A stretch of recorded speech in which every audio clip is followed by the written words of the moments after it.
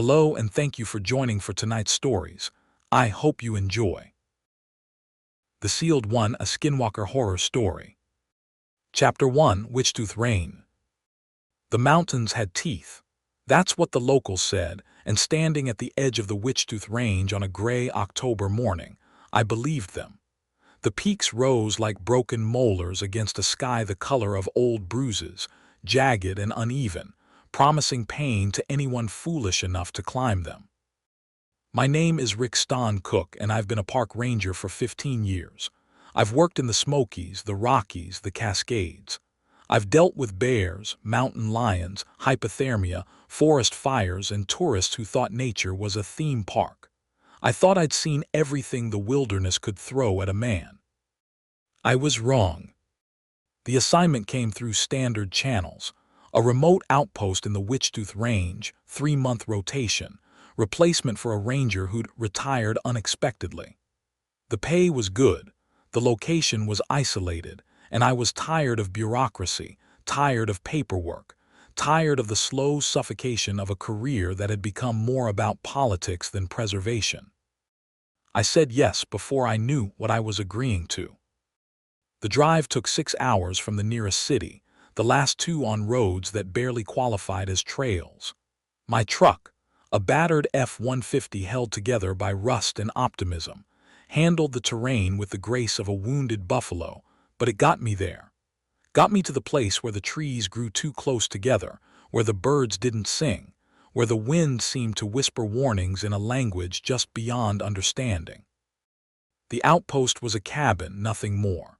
1 room, a wood stove, a desk with a radio, a narrow bed, and windows that looked out on a valley that seemed to drink the light. It sat at the base of the tallest peak, a mountain the locals called the Witch's Jaw. And even in the afternoon sun, it cast a shadow that felt like a hand closing around my throat. I unloaded my gear, sleeping bag, food for a month, books, the tools of my trade, and set about making the place habitable. The previous ranger had left in a hurry, that much was clear. Drawers hung open, papers scattered, a coffee cup still half full on the desk, the liquid inside long since evaporated to brown sludge. His name was Daniel Hirsch. I found it on the duty log, the last entry dated 3 months prior. Routine patrol, Northern Ridge, return by 1800. He never returned. The official report called it a probable animal attack. Bear, maybe, or mountain lion. The search team found blood, they said, and torn clothing, but no body, no remains, just signs of struggle and a trail that ended abruptly at the edge of a cliff. I read the report 3 times looking for details that didn't fit, and I found them. The blood was unusual in composition. The clothing was arranged in a pattern. The cliff trail showed no evidence of a fall. Arranged in a pattern. That phrase stuck with me, lodged in my mind like a splinter. What kind of animal arranges its kills clothing in a pattern? I put the report aside and tried to settle in. The first night was quiet, too quiet. No insects buzzing, no night birds calling, no wind in the trees. Just silence, absolute and oppressive, like the world was holding its breath. I slept poorly, waking at intervals to check the windows, the door, the darkness beyond. Nothing moved. Nothing made a sound. But I felt watched, felt hunted, felt like prey in a trap I couldn't see. Morning brought no relief. The valley was shrouded in fog, the peaks invisible, the world reduced to a gray sphere 20 feet in diameter. I made coffee, checked the radio, static on every channel, and reviewed the patrol routes. The Northern Ridge was first on the list, the place where Daniel Hirsch had disappeared. I should have waited for better weather, should have radioed for backup, for information, for someone to tell me I was being paranoid. But 15 years in the wilderness had taught me to trust my instincts, and my instincts said go, said move, said don't sit still long enough for whatever was watching to get a fix on you. I packed a day bag and set out. The trail was overgrown, barely visible beneath years of leaf litter and fallen branches. I followed it anyway, compass in hand, map in memory. The fog thickened as I climbed, droplets beating on my jacket, running down my face, getting into my eyes. At noon, I found the first sign. It was a footprint, pressed into soft earth beside the trail. Human-shaped but wrong. Too long, too narrow, with impressions at the toe that suggested claws rather than nails. And the heel was deeper than it should have been, as though the thing that made it carried weight in ways no human could. I photographed it, measured it, documented it. Then I kept climbing. The second sign was sound, a voice calling my name. Rixdon. It came from ahead, from the fog, from somewhere on the ridge.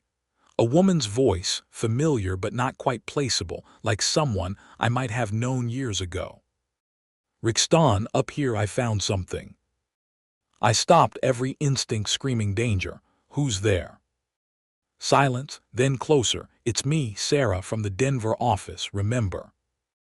Sarah, I did remember a Sarah from the Denver office. She transferred to Alaska 5 years ago. Last I heard, she was married, happy, far from here. Sarah's in Alaska, I called out. Whoever you are, you're not her. Laughter then. Low, guttural, wrong. Smart man, smart ranger, but not smart enough. I turned back, moving fast, not running.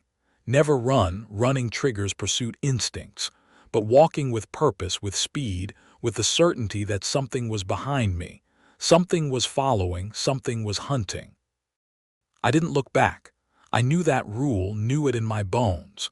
Whatever was up there, whatever wore Sarah's voice like a mask, wanted me to look, wanted me to see. And I knew with absolute certainty that seeing would be the end of me. I reached the cabin at dusk, breathless, shaking, my mind racing through explanations that didn't fit, possibilities that didn't make sense. The footprint could have been a bear, distorted by the soft ground. The voice could have been a trick of the wind, the acoustics of the valley, my own tired mind playing tricks.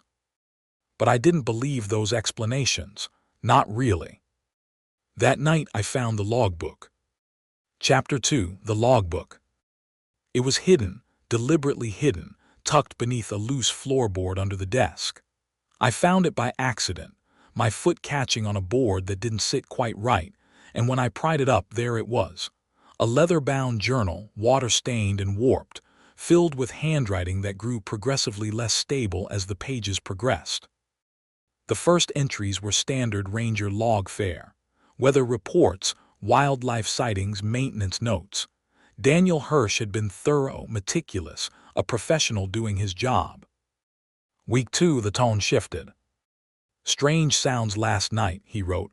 Not animal, something mimicking voices. Heard my name called from the ridge. Went to investigate, found nothing, but the footprints. He'd drawn them, sketches that matched what I'd seen. Long, narrow clawed, not bear, he noted. Not cat, something else. The entries grew more disturbing as the weeks progressed. Found a cave today, he wrote in week 3. Mouth like a rotten grin. Air smells wrong, wet fur and copper. Symbols carved above entrance. Navajo, older. He'd sketched the symbols, and I recognized them from my studies. Dene blessing ways, protective markings meant to ward off evil. But these were damaged, broken, as though something had chipped away at them, had broken through the barrier they represented. Something inside, the next entry read. I can feel it watching, can feel it waiting, but I can't stop going back. It's like it's calling me, like it knows my name. Week 4, it speaks to me now. Not just my name, my memories, things no one knows. The day my sister died, the truth about what happened, it knows Rixdon, it knows everything. I froze, my blood turning to ice. He'd written my name in an entry from 3 months ago, before I'd been assigned, before I'd even heard of this place. I read on, my hands shaking. It wears faces, the next entry said. I've seen it. It comes to the cabin at night, stands outside the window, wears the faces of the dead. My sister, my father, people I don't recognize but feel like I should. It smiles at me. It wants me to invite it in. But I won't. I know the rules. Don't invite it in. Don't say its name. Don't look in its eyes. The Navajo knew. They built the seals. They kept it contained. But the seal is broken, Rixton. The seal is broken and it's out and it's hungry. The final entry was barely legible, written in a hand that jerked and spasmed across the page. It wears faces. It's out. God help. The entry ended there, mid-sentence, mid-thought, mid-scream. I sat in the cabin's dim light, the logbook in my hands, and felt the weight of the mountains pressing down on me. Daniel Hirsch had known something was wrong. Had known and hadn't been able to stop it, hadn't been able to escape it, had become just another disappearance in a place that seemed to specialize in making people vanish. And now I was here, in his cabin, reading his words, and somewhere out there in the dark, something that wore faces was waiting for me. I should have left, should have packed my truck and driven until I was far from this place, until the mountains were just a memory, until the whispering wind was drowned out by city noise and human voices. But I didn't, because Daniel Hirsch was still out there, or what was left of him, and because I'd spent 15 years protecting people from the wilderness, and I couldn't abandon that duty now, even when the wilderness had turned into something that shouldn't exist. I spent the night with every light on, every door locked, my shotgun loaded and ready. I didn't sleep. I listened to the silence, the oppressive, hungry silence, and waited for something to break it. At 3 a.m. something did. It started as scratching, soft, rhythmic, coming from the roof, like claws on shingles, like something walking above me, circling, searching for a way in. Then the whispering, my name spoken in a dozen voices, some familiar, some strange, all wrong. Rixton, Rixton Cook, open the door, let us in. We're cold, we're hungry, we want to wear you. I gripped the shotgun and said nothing. The rules were clear: don't engage, don't acknowledge, don't invite. The scratching stopped, the whispering faded. For a long moment there was silence. Then, from directly outside the window, I know what you did, Rixton. I know the truth about Denver, about the fire, about the man who died. My blood ran cold. The Denver fire, 5 years ago, a controlled burn that had gone wrong, that had spread to a nearby cabin, that had killed a homeless man who'd been squatting there. I'd been in charge. I'd made the call. And I'd spent 5 years telling myself it was an accident, a tragedy, not my fault. But it was my fault. I'd been careless, hadn't checked the cabin, hadn't thought anyone would be there, and a man had died, burned alive because of my negligence. I can smell the guilt on you, the voice whispered. I can taste it. Come out, Rixton, come out and let me wear that guilt. Let me be you, let me live in your skin. No. The word tore from my throat, ragged and desperate. You're not real, you're not human, you don't know anything. Laughter then, low, wet, triumphant. I know enough, I know you're afraid, I know you're alone, and I know you'll come to me eventually, they always do. The presence withdrew, not suddenly but gradually, like a tide receding. I sat in my chair until dawn, shotgun across my knees, waiting for it to return. It didn't, not that night. But in the gray light of morning I found the footprints. They circled the cabin, dozens of them, overlapping, a pattern that suggested something had walked and walked and walked, waiting for me to emerge, patient as stone. And at the window where the voice had spoken, pressed against the glass from the outside, a handprint, human-shaped but with too many fingers, the tips ending in points that had scratched grooves in the glass. I was in trouble, deep trouble, and I needed help. I spent the morning trying the radio, but the static was absolute, a wall of noise that suggested interference rather than malfunction. I tried my cell phone, no signal, as expected. I even tried the emergency beacon, the one that was supposed to connect directly to the ranger station. Nothing. I was cut off, isolated, alone with something that knew my secrets, that wore faces, that wanted to wear mine. But I wasn't helpless. 15 years in the wilderness had taught me skills, had taught me that knowledge was the best weapon against fear, and I knew something about what I was facing now. The Navajo had a name for it, Ye Naldlusha, Skinwalker, a witch who had committed the ultimate taboo, who had gained the power to wear the skin of any animal, any person, who could mimic voices and faces and memories. The logbook mentioned symbols, blessing ways, protective seals. If the seal on the cave had been broken, maybe it could be repaired. Maybe there was a way to put this thing back where it belonged. I needed to find the cave, needed to see the symbols for myself, and I needed to do it in daylight when the thing was weakest. I checked my watch, 9 a.m. I had maybe 8 hours of daylight left. 8 hours to find the cave, assess the damage, and figure out if there was any way to fix what had been broken. I packed my bag, water, food, flashlight, shotgun, knife, rope, white ash from the stove. The Navajo used white ash for protection, painted it on their bodies to ward off evil. It was a long shot, but it was all I had. I set out for the northern ridge, following Daniel Hirsch's trail, following the footprints that had become my map. The fog had lifted, but the sky remained gray, the sun a pale disk behind clouds that seemed to cling to the peaks. I found the cave at noon. Chapter 3: The Cave. It was exactly as Daniel had described. A mouth like a rotten grin, the entrance jagged and irregular, the stone around it stained with mineral deposits that looked disturbingly like dried blood. The ground before it was littered with bones, animal bones mostly, but some that looked too large, too shaped, too human. And above the entrance the symbols. Dene blessing ways, faded but still visible, painted in red ochre on the stone. They were beautiful, intricate, clearly the work of skilled hands, and they were damaged. One was cracked clean through, the line running from top to bottom, breaking the protective circle. I approached slowly, shotgun ready, every sense alert. The air near the cave smelled wrong, wet fur and copper, just as Daniel had written. And something else, something underneath.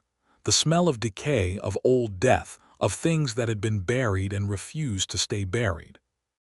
I stopped 10 feet from the entrance, close enough to see inside, to see the darkness that seemed to move, to breathe, to watch. "I know you're there," I said, my voice steady despite my fear. "I know what you are, and I know you're not invincible." Silence, then from the darkness, Rickston Cook, the ranger who burns things, the ranger who kills. "I know your weakness, daylight. The sun burns you. The symbols bind you. You're strong in the dark, but you're weak in the light." Laughter echoing from the cave's depths. "Weak? Is that what you think? Come closer, ranger. Come into the dark and see how weak I am." "No," I raised the shotgun. "I want you to listen. I'm going to repair the seal. I'm going to fix what Daniel Hirsch broke, and you're going back where you belong." Daniel didn't break the seal. Daniel opened the door. He invited me out, just like you'll invite me in. "I won't." "You will, you already have. The moment you read his words, the moment you thought about me, you invited me. I've been wearing your thoughts, Ranger. I've been tasting your fears, and I know exactly how to make you open that door." The darkness in the cave shifted and something moved toward the entrance. I saw a shape, humanoid but wrong, limbs too long, joints too many, skin that seemed to shift and flow like water. And the face. The face was Daniel Hirsch's face, perfect and exact, wearing an expression of pain and pleading. "Help me," it said, and it was Daniel's voice, his exact voice with his accent and his cadence. "It's got me, Rickston. It's wearing me. Please help me get free." I almost fell for it, almost stepped forward, almost reached out. But I saw the details that were wrong, the way the face was slightly too smooth, the way the eyes didn't blink, the way the mouth moved without quite matching the words. "You're not Daniel," I said. "Daniel's dead, you killed him." The face shifted, became my sister's face. She died when I was 12, drowned in a lake during a family vacation. "Rickston," it said, her voice, her exact voice. "Why didn't you save me? Why did you let me drown?" "You're not her either." Another shift, my mother's face. "She died last year, cancer, slowly, painfully." "Rixton, baby, I'm scared. It's so dark here. Come hold my hand." No, my voice cracked, but I held my ground. "You're not real, any of you. You're just masks, just stolen faces." The thing in the cave laughed, and the face became something else, something that wasn't anyone I knew, something with too many eyes and a mouth that opened too wide. Clever ranger, smart ranger, but not smart enough. It lunged. I fired. The shotgun blast echoed through the valley, deafening, and the thing in the cave screamed, not in pain but in rage, in frustration. The buckshot passed through it, or maybe it moved around the buckshot, existing in spaces that shouldn't have been there. But it retreated, back into the darkness, back into the cave, back away from the sunlight that filtered through the clouds. "This isn't over," it called, its voice a chorus now, 100 voices speaking as one. "The sun sets, Ranger. The sun always sets, and when it does, I'll be waiting."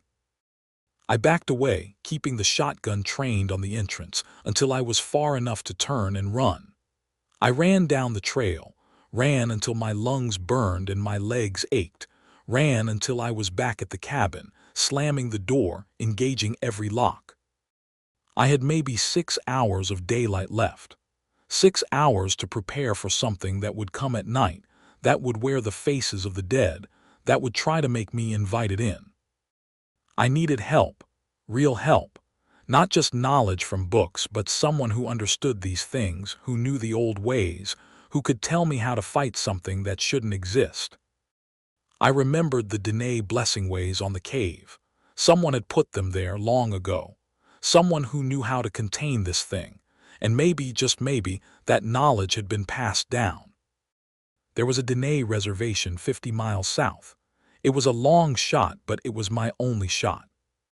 I packed my truck and drove, watching the sun crawl across the sky, feeling the hours slip away like sand through my fingers. I needed to find someone who could help me seal the cave, before the sun set, before the thing wearing faces came for me. I needed to find Hosteen Begay. Chapter 4: Hosteen Begay. The Dene reservation was called To Nanny's Dizzy. Water flows together, a collection of houses and trailers spread across red earth that seemed to glow in the afternoon light. I found the tribal office and asked for Hosteen Begay, using the name I'd found in an old Park Service file, a consultant on anomalous wildlife encounters from 10 years ago. The woman at the desk looked at me with eyes that had seen too much of the world and not enough of its kindness. "Hosteen doesn't see strangers. Tell him it's about the Witchtooth Range. Tell him it's about the cave. Tell him." I hesitated, then plunged ahead. "Tell him the seal is broken." Her expression didn't change, but something shifted in her eyes.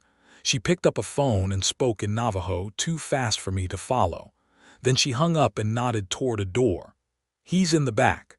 But I warn you, Ranger, Hosteen is old and he's seen things that broke lesser men. Don't waste his time." I found Hosteen Begay in a small room filled with the smell of cedar and sage. He sat in a chair that seemed too large for his shrunken frame, wrapped in a blanket despite the warmth, his face a map of wrinkles that suggested great age and greater sorrow. "Sit," he said, his voice a rasp like wind through dry grass. "Tell me what you've seen." I told him everything. The cabin, the logbook, the footprints, the voices, the cave, the thing that wore faces, the broken blessing way. When I finished, he was silent for a long time, his eyes closed, his breathing shallow. Then, "You should not have gone to the cave. You should not have spoken to it. You should not have thought about it." "I know, but I did. And now I need to fix it. I need to repair the seal." He opened his eyes and they were clear, sharp, young in his ancient face. "The seal cannot be repaired. Not by you. Not by me. The blessing ways were placed by a Hatala, a medicine man, generations ago. His knowledge died with him. His apprentices died with him. What remains are fragments, stories, warnings. Then how do we stop it? How do we put it back?" "We don't." He leaned forward and his eyes held mine with an intensity that made me want to look away.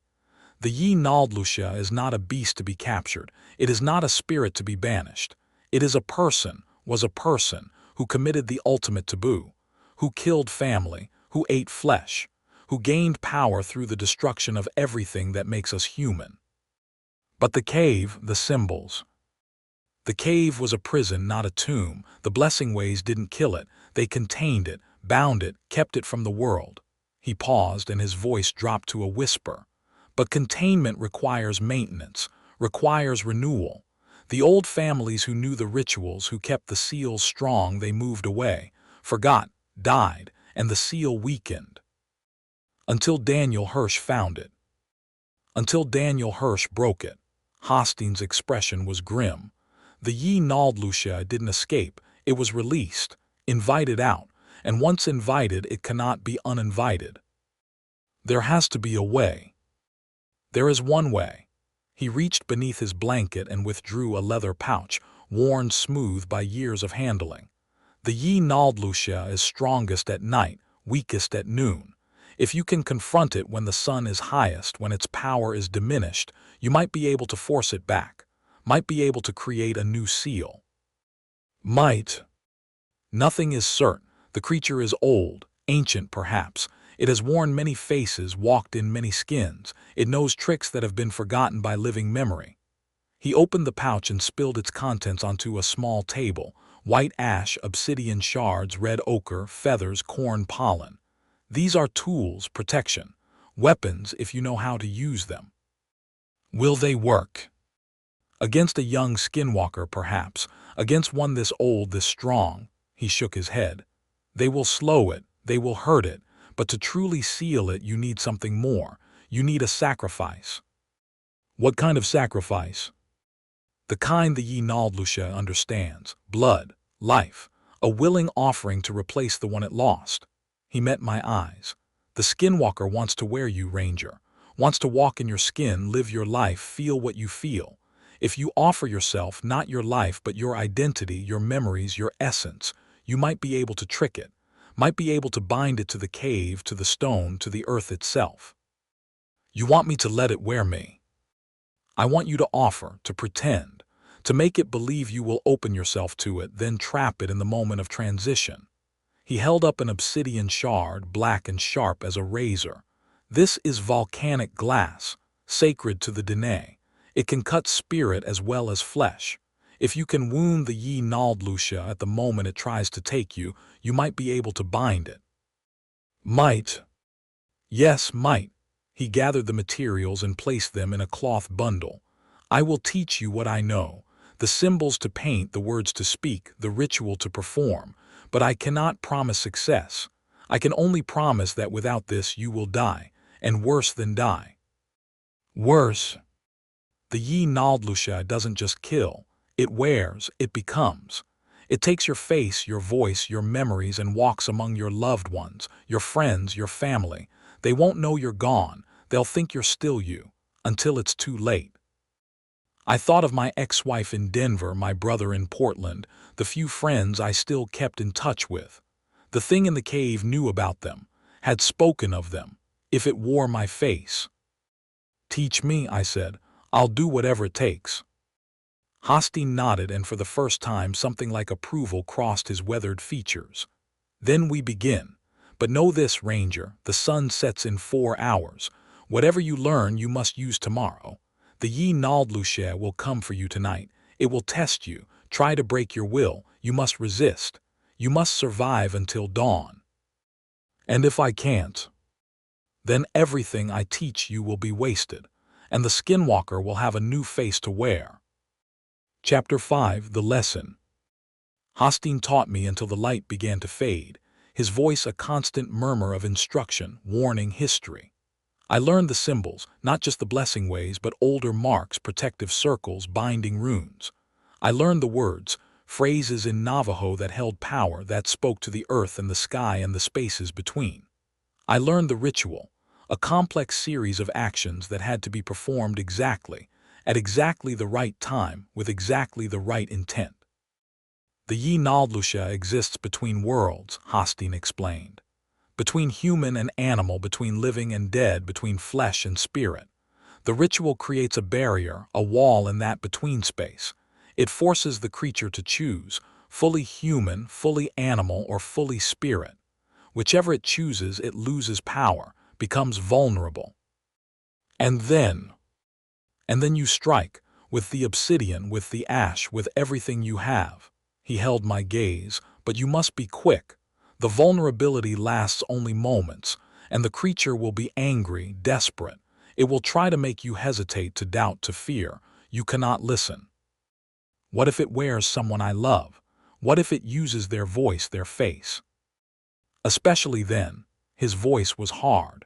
The Yi Naldlusha is most dangerous when it wears the faces of the beloved. That is when people hesitate, when they open themselves, when they invite the creature in. You must be ready to strike your mother's face, your sister's face, your own face. I nodded, though the thought made me sick. How do you prepare yourself to attack someone you love, even knowing it's not them, even knowing it's a monster wearing their skin? There's one more thing, Hostin said. The Yi Naldlusha cannot enter a dwelling uninvited. This is ancient law, older than the Dene, older than the land itself. As long as you don't invite it, as long as you don't say come in or enter or any word of welcome, it cannot cross your threshold.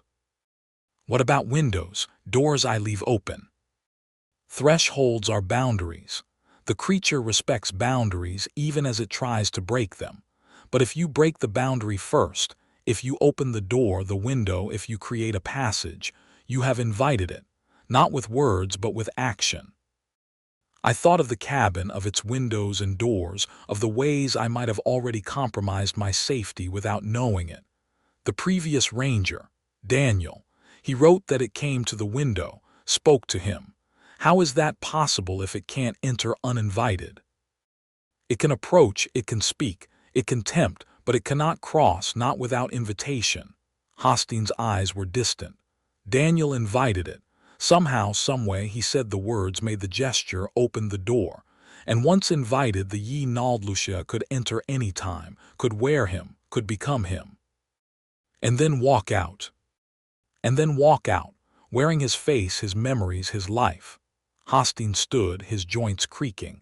The sun sets. You must go, return to your cabin, barricade yourself. And remember, no matter what you hear, what you see, what you feel, do not invite it in. What about tomorrow, the ritual? Be at the cave at noon. The sun will be highest, the creature weakest. Paint the symbols, speak the words, prepare the binding, and when it comes, and it will come, be ready to fight. He pressed the bundle into my hands. White ash, obsidian shards, red ochre, feathers, corn pollen. These are sacred, treat them with respect. And Ranger. Yes. If you fail, if the Yi Naldlusha wears you, I will know. And I will do what must be done, not just for you, for everyone. I understood. If the skinwalker took me, wore me, walked in my skin, Hostin would hunt me down, would kill me if necessary, would burn my body to ash to prevent the creature from using me to harm others. I won't fail, I said. No one plans to fail, but the Yi Naldlusha is patient, it is clever, it has broken stronger wills than yours. He turned away, dismissing me. Go now, and may the holy people watch over you. I drove back to the cabin in the gathering dark, the bundle on the seat beside me, my mind racing through everything I'd learned. The symbols, the words, the ritual, the need to survive the night, to resist temptation, to keep my threshold sealed. The cabin waited for me, dark and silent, a box of wood in a wilderness that suddenly seemed alive with watching eyes. I parked the truck, grabbed the bundle, and approached with my keys in one hand and the shotgun in the other. The door was unlocked. I knew I'd locked it, knew with absolute certainty that I'd engaged the deadbolt, checked the handle, confirmed the seal. But it stood open now, just a crack, just enough to show darkness inside. I didn't enter. I backed away, heart pounding, and circled the cabin, checking the windows. All intact, all closed, but the back door, the one I never used, stood open too, swinging gently in a breeze that shouldn't have existed. It had been inside. While I was gone, while the sun was up, while I thought I was safe, it had found a way in. But how? The threshold rule was absolute. Without invitation, the Ye Naldlucia couldn't cross. Unless Daniel Hirsch had invited it 3 months ago, and once invited, it could enter any time. Could be inside right now, waiting in the dark, wearing a face I'd recognize. I had a choice. Go inside, confront whatever was waiting, risk everything on a fight I wasn't prepared for, or stay outside, find shelter elsewhere, survive until dawn. But the bundle, the sacred materials, I needed them for tomorrow, needed the ash, the obsidian, the ochre, and they were inside. I'd left them on the table, thinking the locked door would protect them. Stupid, so stupid. I raised the shotgun and kicked the door open. Come out, I know you're here. Silence, darkness, the smell of cedar and dust and something else, something underneath, wet fur, copper decay. I found the light switch, flicked it on. The cabin looked normal, empty. My gear was where I'd left it, the bed was made, the stove was cold. But the bundle, the sacred materials, was gone. Looking for something. The voice came from above, from the loft, the small storage space above the main room. I looked up, shotgun raised, and saw a shape in the shadows, human-shaped but wrong, too still, too patient. You left your toys on the table, it said, and its voice was my voice, my exact voice. I thought I'd put them somewhere safe, somewhere you couldn't use them. Show yourself. Are you sure? You didn't like what you saw at the cave. You might like this even less. Show yourself or I'll shoot. Laughter low and wet. You already tried that, remember? It didn't work. Silver buckshot. Hosteen gave me silver. The shape in the loft shifted and I caught a glimpse of something pale, something that moved like liquid. Silver hurts, silver burns, but silver doesn't kill. Nothing kills me, Ranger. I've been shot, stabbed, burned, buried. I've been trapped in caves for centuries, waiting, watching, learning.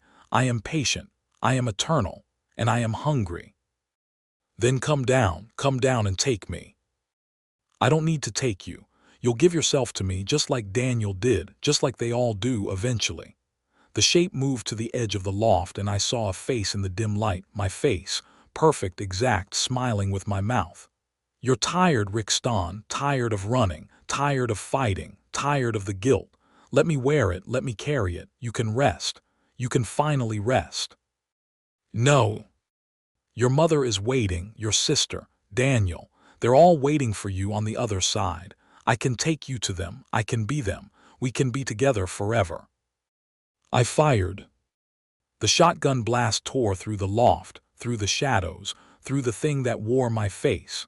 It screamed, not in pain but in rage, and I saw it clearly for the first time. A shape like a person stretched too thin, skin that flowed like water, limbs that bent in directions that shouldn't have been possible. And then it was gone. Through the window, through the wall, through some space I couldn't see. Just gone, leaving only the smell of ozone and the echo of its scream. I searched the cabin, frantic, desperate. Found the bundle in the wood stove, the sacred materials reduced to ash and char. The white ash was gone. The obsidian was gone. The red ochre, the feathers, the corn pollen, all burned, all destroyed. It had tricked me, lured me into firing, into breaking my own threshold with violence, while it destroyed the only tools I had to fight it. I sat on the floor, surrounded by destruction, and felt despair close around me like a fist. Tomorrow at noon I would face the Ye Naldlucia with nothing, no protection, no weapons, no hope. And it would be waiting, patient, hungry, ready to wear my face and walk out into the world. The night was long, the longest of my life. Chapter 6, Noon. I didn't sleep. I sat in the cabin's wreckage, shotgun across my knees, watching the windows, listening to the silence. The Ye Naldlucia didn't return, didn't speak, didn't scratch at the walls. But I felt it out there, patient and eternal, waiting for dawn, waiting for noon, waiting for me. At first light I searched the cabin for anything I could use. Found a knife, silver-plated probably for ceremonial purposes. Found salt in the kitchen, coarse and unrefined. Found matches, rope, a first aid kit. Not much, not enough. But I had something else. Knowledge, Hostein's teachings burned into my memory, the symbols, the words, the ritual. I didn't need the sacred materials to perform the ritual. They helped, amplified the power, made the binding stronger. But the core of it was intent, belief, the willingness to stand between worlds and force the Yi Naldlusha to choose. I could do that with blood, with sweat, with will. I spent the morning preparing. I drew the symbols on my skin with charcoal from the stove, protective circles, binding runes, the marks of the holy people. I practiced the words until they flowed like water, until they felt like power. I sharpened the silver knife until it could shave hair. At 11:30, I set out for the cave. The trail was different in daylight, less threatening, more ordinary. Birds sang, actual birds, for the first time since I'd arrived. The wind blew, carrying the scent of pine and earth. The world seemed normal, sane, safe. But I knew better, knew that the Yi Naldlusha was strongest at night but never truly weak, knew that it was watching, waiting, planning. I reached the cave at 11:45. The sun was high, directly overhead, casting no shadows. The entrance yawned before me, dark and hungry, and I felt the weight of its attention, the pressure of its gaze. "You're early," it said, and its voice came from everywhere, from the rocks, the trees, the air itself. "Eager to die." "I'm eager to finish this." Brave words. Daniel had brave words too. Look where they got him. I didn't answer. I began the ritual. First, the circle. I used the knife to cut a line in the earth, tracing a wide ring around the cave entrance. Inside the circle, I placed the symbols, not painted with ochre but drawn with my own blood, pricked from my finger, smeared on stone. The blessing ways, the protective marks, the binding runes. "Pretty," the Yi Naldlusha said, "but useless. You have no Hatalea to empower them, no sacred materials to strengthen them, just blood, just words, just a tired old ranger who's going to die alone on a mountain." "Words have power," I said, continuing the ritual. "Blood has power, intent has power. Power you don't understand, power you can't control." "Maybe, but I'm going to try." I finished the circle and stepped inside. The symbols I'd drawn on my skin began to tingle, to burn, to come alive with something that wasn't quite electricity, wasn't quite heat. "Now the words," I said, and I began to speak. The language was Navajo, but older than any dialect still spoken. Hostein had taught me the sounds, the rhythms, the meanings. I spoke of boundaries, of containment, of the separation between human and monster, between living and dead, between what should be and what shouldn't. "I stand between," I said, my voice growing stronger. "Between day and night, between earth and sky, between flesh and spirit. I am the threshold, I am the boundary, and I say to you, choose." The air around the cave began to shimmer. The darkness inside seemed to recoil, to pull back, to resist. "Choose what you are," I commanded. "Human, animal, or spirit, but you cannot be all three. Not here, not now, not while I stand." Something screamed. Not the Yi Naldlusha, something else. The mountain itself, perhaps. The boundary between worlds, protesting the force I was applying. "You dare," the Yi Naldlusha said, and now its voice came from the cave, from the darkness, from directly in front of me. "You dare to command me, to bind me. I am older than your people, older than your language, older than the stone and the sky." "Then be stone," I said, "or be sky, but you cannot be human, not while I stand." It emerged. Not slowly, not carefully, but in a rush of darkness and wrongness, flowing out of the cave like water, like smoke, like nightmare given form. It was huge, larger than it had been before, its limbs stretched to impossible lengths, its skin a shifting mosaic of faces. Daniel Hirsch, my sister, my mother. Dozens I didn't recognize, hundreds, thousands, an eternity of stolen identities. I choose, it said, and its voice was a chorus, a multitude, a hell of sound. I choose to wear you, to be you, to walk in your skin and live your life and burn everything you love. It lunged. I raised the knife. The silver blade caught the sunlight and blazed like a star. I spoke the final words of the ritual, the binding phrase, the command that forced choice. Be what you are, spirit or flesh, but not both. The Yi Naldlusha struck me, and I felt the impact like a truck, like a mountain, like the end of everything. But I didn't fall. The circle held. The symbols held. I held. Choose, I screamed. And it did. The creature's form began to shift, to solidify, to become fixed in a way it had never been before. The faces stopped cycling, settling on one, my face, my exact face. But the body remained wrong, remained monstrous, remained caught between states. You force me to flesh, it hissed, to weakness, to mortality, but I am still strong, ranger, still fast, still hungry, and you are just a man. It struck again, and this time I felt claws, felt the silver blade knocked from my hand, felt blood well from cuts on my arms, my chest, my face. I will wear you, it promised. I will taste your memories, your guilt, your fear. I will be you so completely that no one will ever know you're gone. No, I reached for the knife, but it was too far, kicked away by the struggle. You won't. I will, I am. It grabbed me, its hands, my hands closing around my throat. I felt its skin against mine, felt the wrongness of it, the way it was me and not me, familiar and alien, home and horror. Invite me, it whispered, and its breath was my breath, its voice was my voice. Say the words, open yourself, let me in. Never. Then I will take. Its face pressed against mine, and I felt something begin to happen. A merging, a wearing, the boundary between us dissolving, its essence flowing into me, my essence flowing into it.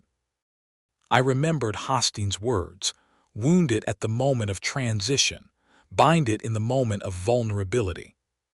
But I had no weapon, no obsidian, no silver. Only myself, only my blood, only my will. I bit my tongue, hard, tasting copper and pain. I gathered the blood in my mouth and spat it into the creature's face. It screamed. Not in pain, in rage, in frustration, in the agony of interrupted transformation. The blood, my blood, human blood, offered freely rather than taken, burned it like acid, like fire, like holy water on a demon. You cannot, it shrieked. You cannot refuse, you cannot resist. I can, I gasped, and I reached up with hands that were still my own, still human, still free. I am the threshold, I am the boundary, and I say no. I grabbed its face, my face, and I pulled. Not with muscle, not with strength, but with will, with intent, with the absolute refusal to be worn, to be consumed, to be erased. The Yi Naldlusha fought back, its essence clawing at my mind, my memories, my soul. I saw my life flash before my eyes, not in the cliched way of near death, but in the literal way of something rifling through my experiences, looking for weakness, for pain, for the hooks it could use to pull me apart. I saw the Denver fire, the man who died, the guilt I'd carried for 5 years.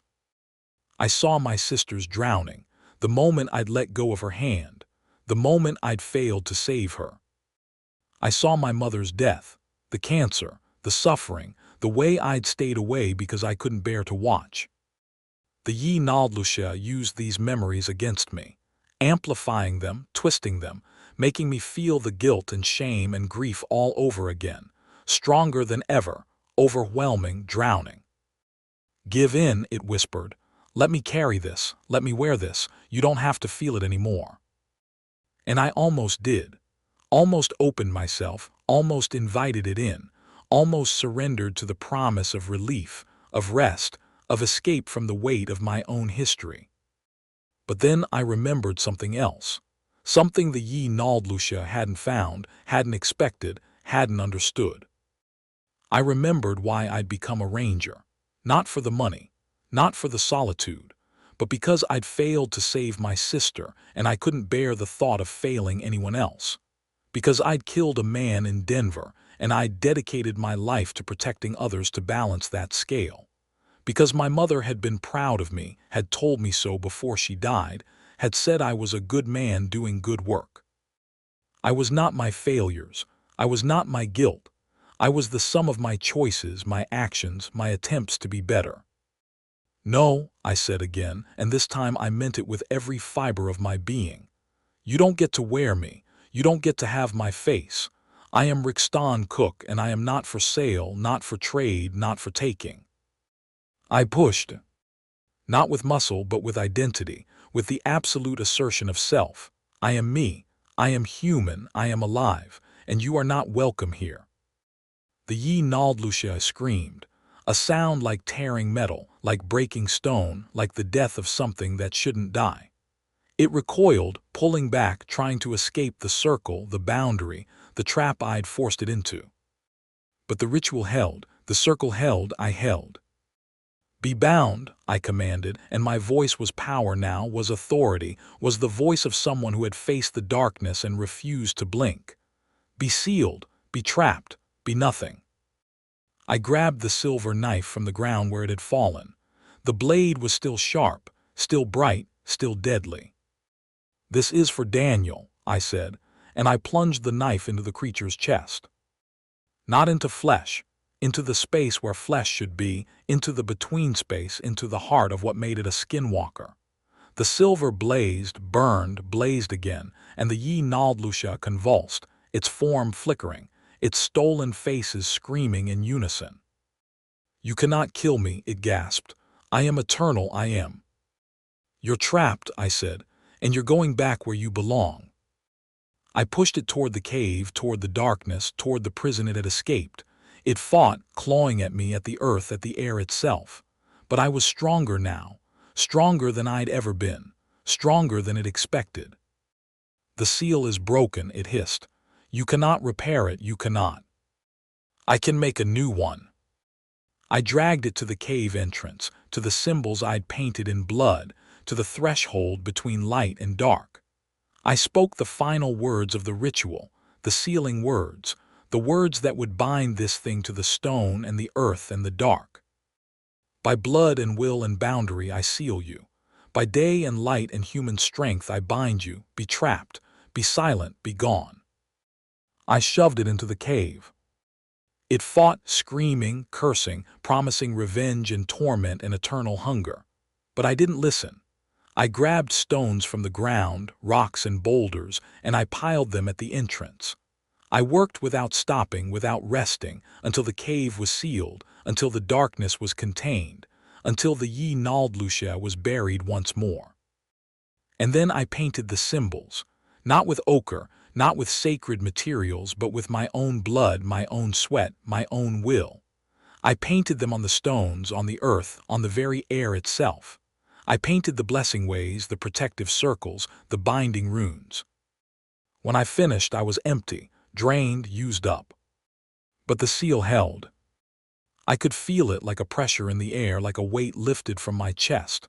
The Ye Naldlucia was trapped, not dead, never dead, but contained, bound, sealed away from the world. For now, I collapsed at the cave entrance, bleeding, exhausted, alive. The sun was setting, painting the sky in colors of blood and fire. I'd made it. I'd survived. I'd won. But as I lay there watching the stars emerge one by one, I heard something from inside the sealed cave. A whisper, a promise, a threat. Seals fade, Ranger, paint cracks, stones shift, and I am patient. I will remember you. I will wait for you. And when the seal breaks, when it always breaks, I will be waiting. I didn't answer. I didn't have the strength. I just lay there, listening to the silence that followed, wondering if I'd really won or just delayed the inevitable. Chapter 7: The Return. Hosteen Begay found me at dawn, curled at the base of the sealed cave, half dead from blood loss and exhaustion. He'd brought a truck, medical supplies, and 2 younger men who carried me down the mountain with the care of people who understood what I'd faced. You survived, Hosteen said as they loaded me into the truck.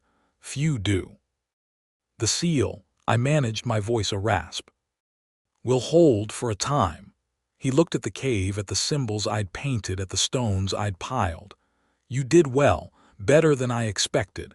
The Yi Naldlucia is bound, not destroyed, never destroyed, but trapped, contained. For how long? He met my eyes. Long enough. The seal you made is strong, stronger than the last. You gave it blood, will, identity. That kind of binding doesn't break easily. But it will break. Everything breaks, Ranger. Everything fades. The question is not if, but when, and who will be here to repair it. I understood. He was offering me a job, a duty, a lifetime of watching, waiting, maintaining. I can't, I said. I have a life, a job, people who depend on me. You have a choice. Hosteen's voice was gentle. No one will force you, but know this, the Yi Naldlucia knows you now, has tasted you. If the seal breaks and you're not here, it will hunt you, find you, where you, no matter where you hide. Then I'll stay. The word surprised me. I'd meant to refuse to leave, to put this nightmare behind me, but I knew Hosteen was right. The skinwalker had my scent, my memories, my face. Distance wouldn't protect me. Only vigilance would. I request permanent stationing at Witchtooth, I said, formalizing the decision even as I made it. I'll maintain the seal, check it daily, repair it when needed. Hosteen nodded, something like approval in his ancient eyes. The Dene will help. We remember the old ways. We will teach you what you need to know. Thank you. Don't thank me, thank yourself. You faced the darkness and didn't blink. That makes you responsible for it. They drove me to the reservation, to a clinic where a nurse cleaned my wounds and a doctor checked my vitals. I was dehydrated, malnourished, suffering from exhaustion and mild hypothermia, but I was alive. I spent a week recovering, learning from Hosteen, preparing for my new life. The Park Service approved my transfer without question. Apparently, personal reasons was enough explanation when you were willing to take a posting no one else wanted. I returned to the cabin on a clear morning, the mountains sharp against a blue sky. The cabin was as I'd left it, damaged, empty, waiting. I cleaned it, repaired it, made it mine. And every morning I hiked to the cave. I checked the seal, the symbols, the stones. I looked for signs of weakening, of shifting, of the patience that wore faces testing its prison. For the first month I found nothing. The seal held. The Yi Naldlucia was silent. But on the 32nd day, I found scratches on the stones. Deep grooves, like claws, like frustration, like something trying to dig its way out. And on the 33rd day, I heard the whispering. Rixdon. My name spoken from inside the sealed cave. My voice, but wrong, hungry. I remember you, I miss you. Come closer, let me see you. I didn't approach. I didn't answer. I just noted the sound in my logbook, the new logbook, the one I'd started, the one that would become a record of vigilance, of waiting, of the endless battle between human will and ancient hunger. The paint needs reapplying every 6 months, I wrote. I marked the date on my calendar, tomorrow. I looked at the sealed cave one last time, at the symbols I'd painted, at the darkness that waited inside. I'm here, I said to the thing that wore faces, to the darkness that remembered. I'm watching, and I'm not going anywhere. The wind whispered through the peaks, carrying no words, making no promises. But I thought I heard something in it, something like laughter, something like patience, something like a promise. Tomorrow, the wind seemed to say, or the next day, or the next, I have all the time in the world. I turned and walked back to the cabin, to my new life, to my endless duty. The Yi Naldlucia was sealed, but seals fade, paint cracks, stones shift. And I would be there every day, every month, every year, ready to repair what broke, to maintain what held, to stand between the darkness and the world. I am Rixdon Cook, I am the threshold, I am the boundary. And I am not afraid. Not anymore. Chapter 8, The First Year. Time moves differently when you're waiting for something to break. The days stretch long and thin, filled with routine and vigilance, while the nights compress into moments of hyper-awareness, every sound a potential threat, every shadow a possible intrusion. I settled into my new life with the determination of a man who had no other choice. The cabin became my fortress, my prison, my home. I reinforced the doors and windows, added locks and barriers, created thresholds that would hold against anything trying to enter uninvited. Hosteen visited monthly, bringing supplies and teachings. He taught me the old songs, the protective chants, the ways of reading signs that indicated the seal's strength or weakness. He taught me to mix the white ash paint, to bless the obsidian shards, to prepare the sacred materials that would maintain the binding I'd created. "The seal you made is strong," he told me on his first visit, examining the cave entrance with eyes that saw more than the physical. "Stronger than any I've seen in my lifetime, but strength fades, power leaks. You must renew it regularly or it will weaken." "How regularly?" "Every 6 months minimum, more often if you see signs, scratches, whispers, changes in the animal behavior." "What kind of changes?" "Animals know. They feel the Yi Naldlusha's presence even when it's sealed. If the birds stop singing, if the deer stop grazing, if the predators leave the area entirely, these are signs. The seal is weakening. The creature is reaching out." I took his words to heart. I watched. I waited. I learned the rhythms of the Witchtooth Range, the patterns of life and death that played out across the peaks and valleys.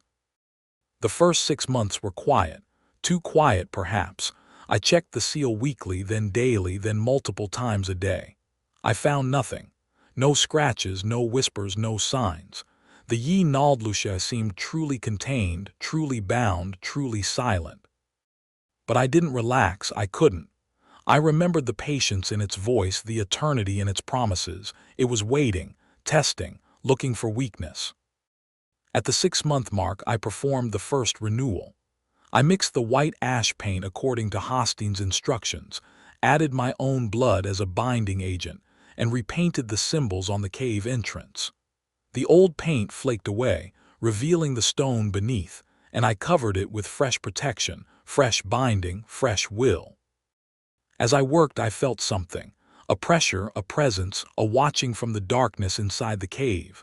The Yi Naldlusha was aware of me, was studying me, was planning. "I know you're there," I said, not looking into the darkness, keeping my eyes on my work. "I know you're waiting, but I'm waiting too, and I'm patient." Silence, then barely audible, a whisper, "So am I." I didn't respond. I finished the painting, spoke the words of renewal, and sealed the cave once more with stone and will. That night I heard the footsteps, around the cabin, circling, testing. Not trying to enter, it couldn't, not without invitation, but reminding me of its presence, its patience, its hunger. I sat by the window, shotgun across my knees, and watched the darkness. I didn't see anything, but I felt it, the weight of attention, the pressure of desire. "I'm here," I whispered to the night. "I'm watching, and I'm not going anywhere." The footsteps stopped, silence stretched, long and heavy. Then from directly outside the window, my own voice, "Neither am I." I didn't sleep that night. I didn't sleep many nights in those first months. The Yi Naldlusha had learned that it couldn't enter my cabin, couldn't wear me while I remained vigilant. So it tried other tactics. Whispers in the dark, footsteps in the night, faces at the window, my sister's, my mother's, Daniel Hirsch's, faces I didn't recognize but felt like I should. I learned to endure, to function on minimal sleep, to keep my will strong even when my body was weak. Hosteen taught me meditation techniques, ways of centering myself, of maintaining the mental barriers that were as important as the physical ones. "The Yi Naldlusha attacks the mind," he said. "Your fears, your guilt, your memories. These are its weapons. You must be stronger than your fears." "How?" By accepting them, by acknowledging them, by not letting them control you. He held up a hand, fingers spread. Guilt is a weight, fear is a chain, but you can carry weight without being crushed. You can wear chains without being bound. The key is to not let them define you. I worked on that. Worked on accepting the guilt of the Denver fire, the loss of my sister, the distance from my mother. I hadn't been perfect. I'd made mistakes, but I wasn't defined by those mistakes. I was defined by what I did after, by the choice to protect others, to stand guard, to face the darkness rather than run from it.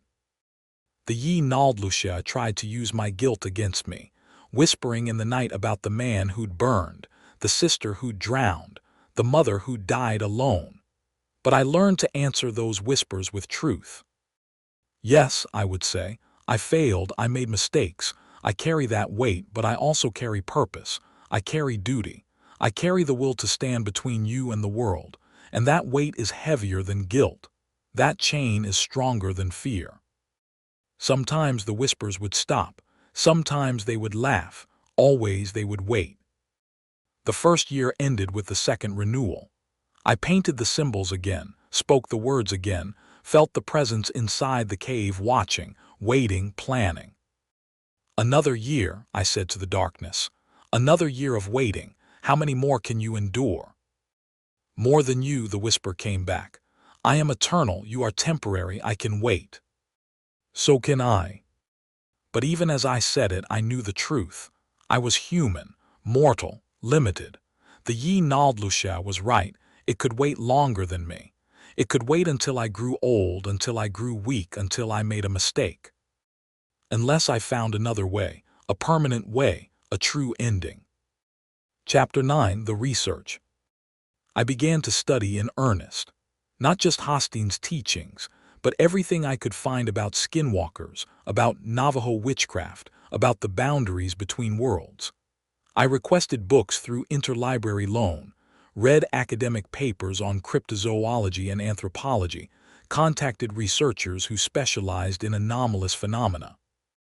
Most of what I found was useless: superstition, folk tales, second-hand accounts that proved nothing, but occasionally I found something useful, a reference to a binding that had lasted centuries, a mention of a ritual that could destroy rather than contain, a story of a skinwalker that had been truly killed, not just trapped. The story came from an old journal, written by a Spanish priest in the 1700s. He described an encounter with a bruja de piel, a witch of skin, in the mountains of New Mexico. According to the priest, the creature had been destroyed by fire blessed by the sun and fed by true names. Fire blessed by the sun, fed by true names. I brought the reference to Hostein, hoping for explanation. He read it carefully, his ancient face unreadable, then set it aside with a sigh. The priest misunderstood, or was lied to. There is no way to destroy a Ye Naldlusha. Fire can hurt it, slow it, drive it back, but destroy? No. What about the true names? Names have power. The true name of a thing gives you power over it, but skinwalkers don't have true names. They wear names the way they wear faces. They are nameless, identityless. That's what makes them what they are. Then how do we stop it permanently? We don't, we contain, we maintain. We pass the duty to the next generation and the next and the next. He met my eyes. This is the way of things, Ranger. Some evils cannot be destroyed, only managed, only endured. But what happens when I die, when there's no one to maintain the seal? Then the Ye Naldlusha escapes, and someone else must face it, trap it, bind it, continue the cycle. He placed a hand on my shoulder. This is not a battle that ends. This is a war that continues. The best we can do is hold the line. I accepted his wisdom, but I didn't stop looking. There had to be a way, had to be an answer, a true ending. I found another lead 6 months later, a reference in a military document, classified but leaked, about anomalous entity neutralization.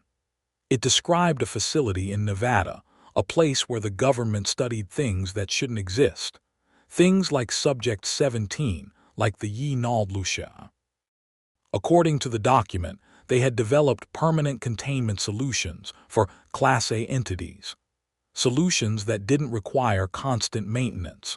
Solutions that could last decades, centuries, perhaps forever. I requested more information through official channels, using my Park Service credentials. I received a form letter thanking me for my interest and informing me that the matter was classified. I tried unofficial channels, contacted journalists who covered government secrecy, researchers who specialized in black sites, whistleblowers who claimed knowledge of the impossible. Most ignored me, some laughed, a few took me seriously enough to warn me off. "Let it go," one researcher told me over an encrypted call.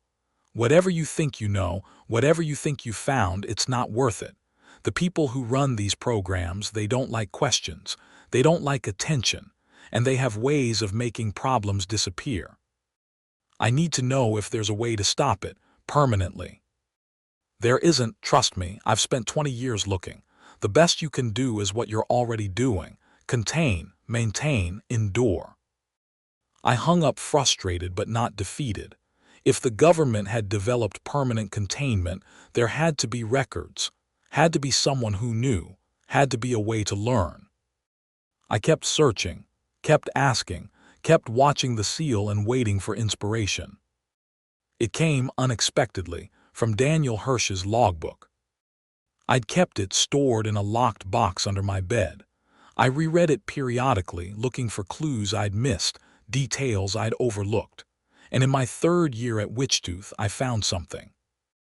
A reference to the other place, a mention of where it came from, a suggestion that the Ye Nald Lucia hadn't always been what it was, that it had been human once, that it had become. If it was human, Daniel had written, maybe it can be again, or maybe it can be unmade, returned to what it was, not destroyed but reversed. The idea haunted me. If the Ye Nald Lucia had been human once, had chosen to become what it was through taboo and sacrifice, could that choice be undone? Could it be forced back into humanity, into mortality, into death? I brought the theory to Hosteen, expecting dismissal. Instead, he grew thoughtful, his ancient eyes distant with memory. "There are stories," he said slowly, "old stories about skinwalkers who were cured, who were made human again." How? By being reminded of what they lost, by being forced to feel what they destroyed, by being made to remember their humanity. He shook his head. "But these are just stories, legends, no one has ever proven." "How do we try?" "We don't, it's too dangerous. To force a Ye Nald Lucia to remember, you must let it into your mind, must share your memories, your feelings, your humanity. And in that sharing it could wear you, could consume you, could become you more completely than ever before. But if it worked, you would be dead, and the Ye Nald Lucia would be human, mortal, able to be killed.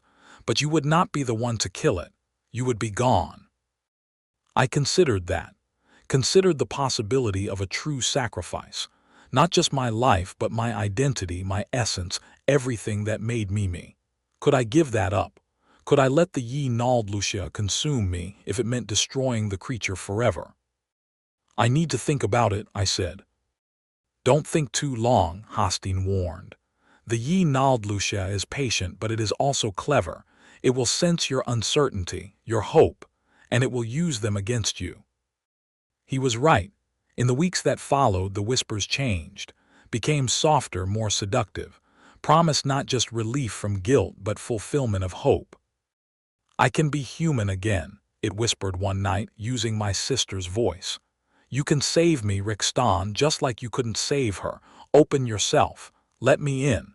Let me remember what it means to be human." "You're lying," I said, but my voice lacked conviction.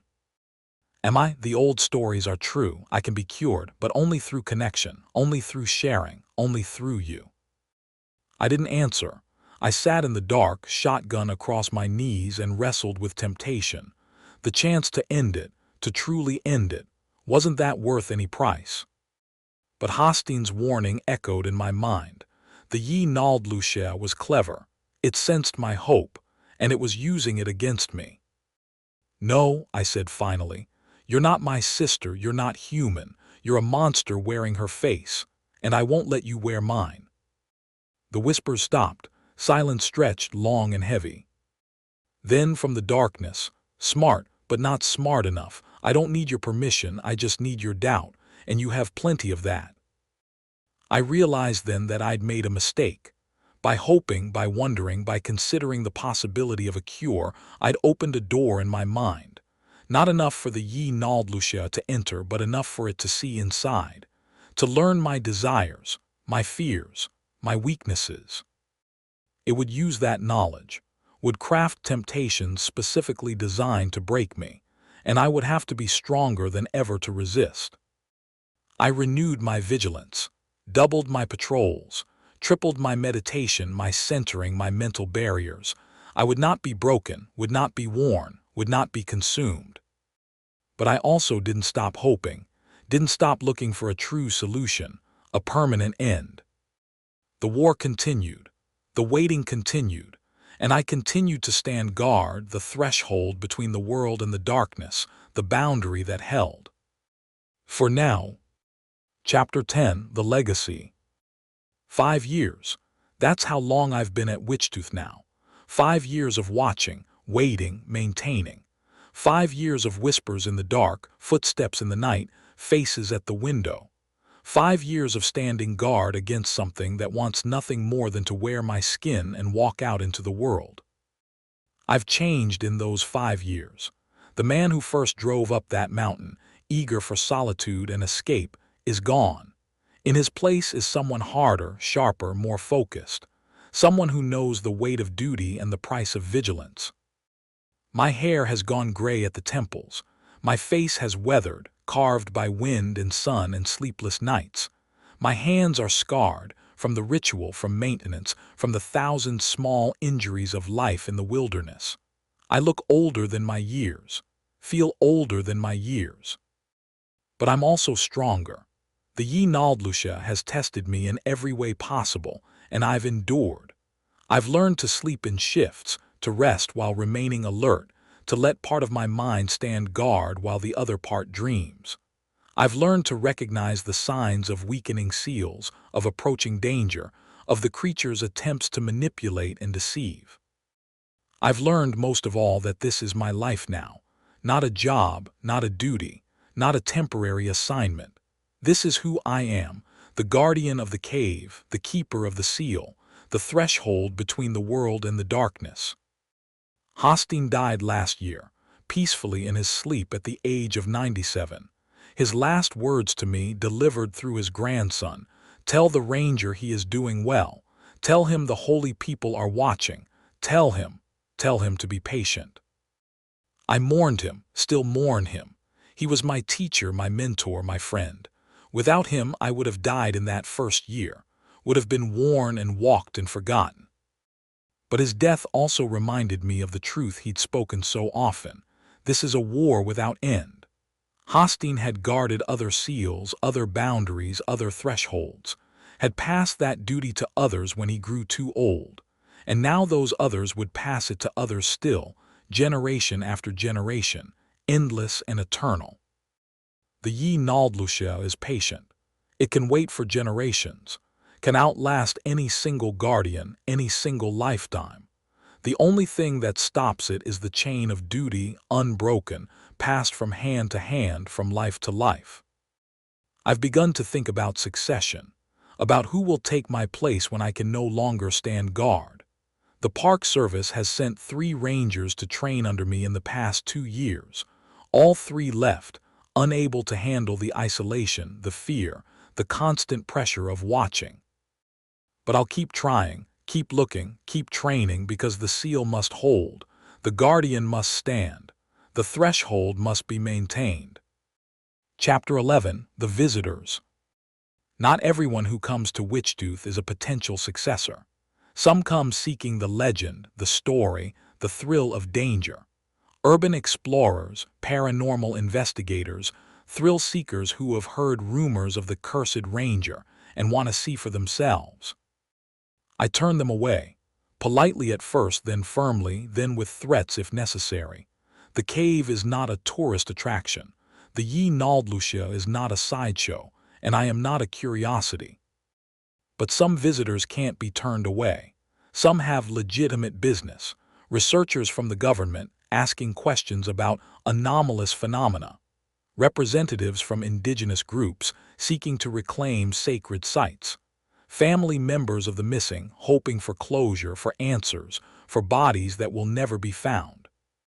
I deal with them as best I can, tell the government nothing they don't already know, help the indigenous groups understand the danger, the need for continued vigilance, offer the families what comfort I can, which is never enough. Daniel Hirsch's sister came last year, a woman in her 40s with his eyes and his stubbornness. She wanted to know what happened to her brother, wanted to know if he was truly dead or if there was hope. I told her the truth, as much of it as I could. He'd found the cave, broken the seal, been warned by the Yi Naldlucia, was gone, truly gone, his identity consumed, his essence erased. She didn't believe me at first, wanted to see the cave, the seal, the thing that had taken her brother. I refused, told her it was too dangerous, that the creature could mimic his voice, his face, could lure her into inviting it out. "You're lying," she said. "You're hiding something, I'm protecting you," I interrupted, "from something you can't imagine, something that would wear your brother's face and ask you to let it in, something that would consume you and walk away wearing your skin and no one would ever know." She left angry, left suspicious, but she left alive, which was more than I could say for her brother. I wonder sometimes if I should have shown her, should have let her see the cave, the symbols, the darkness that waits inside. Maybe then she would have understood, maybe then she would have believed. But maybe she would have done something foolish, would have spoken to it, invited it, released it, and then I would have 2 deaths on my conscience instead of 1. I made the right choice, I know I did, but that doesn't make it easier. Chapter 12, The Dreams.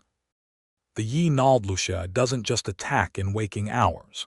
It reaches into sleep, into dreams, into the subconscious mind where defenses are lower and reality is fluid.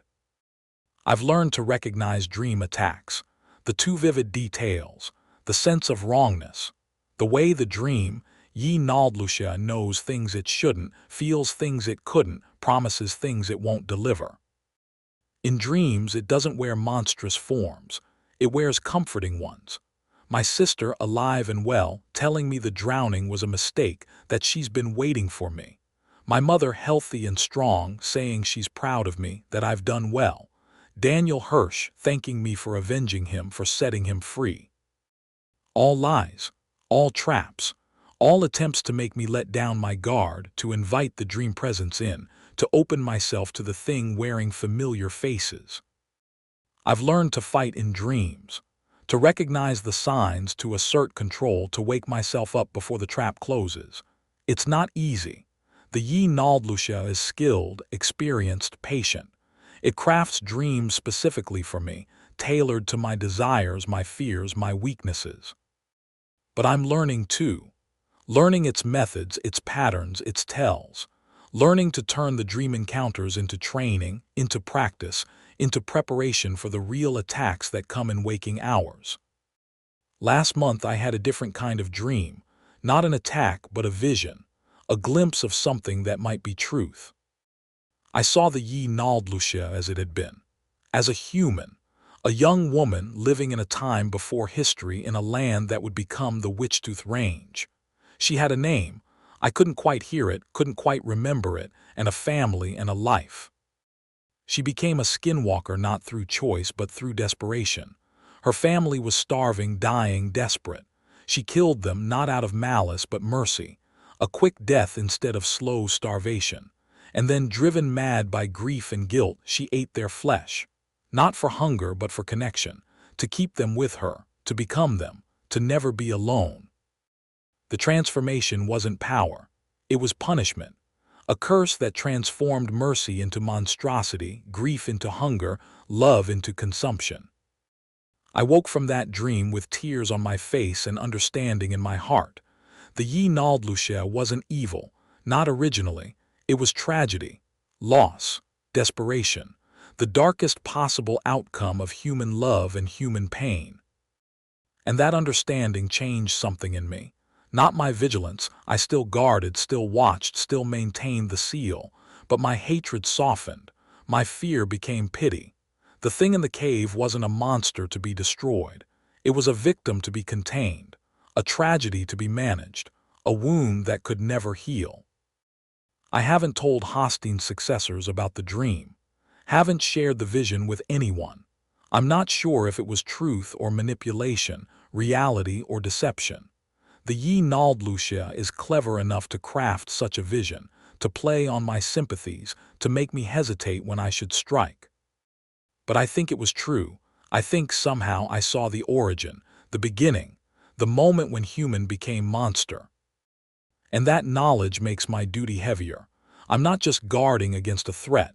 I'm guarding a prisoner, a victim, a tragedy that repeats itself endlessly, hungering for connection, consuming everything it touches. Chapter 13, The Future. I don't know how much longer I can do this. Not because I'm losing strength, though I am. Not because I'm losing will, though I feel the weight of years. But because I'm mortal and the Yi Naldlucia is not. Someday I'll make a mistake, or grow too old, or die. And then the seal will weaken and the creature will escape and someone else will have to face it, trap it, bind it, continue the endless cycle. Unless I find another way, a permanent solution, a true ending. I still research, still hope, still look for answers that may not exist. The government facility in Nevada, the permanent containment solutions, the rumors of destruction rather than binding, I pursue them all, even knowing they're probably dead ends. Because I have to.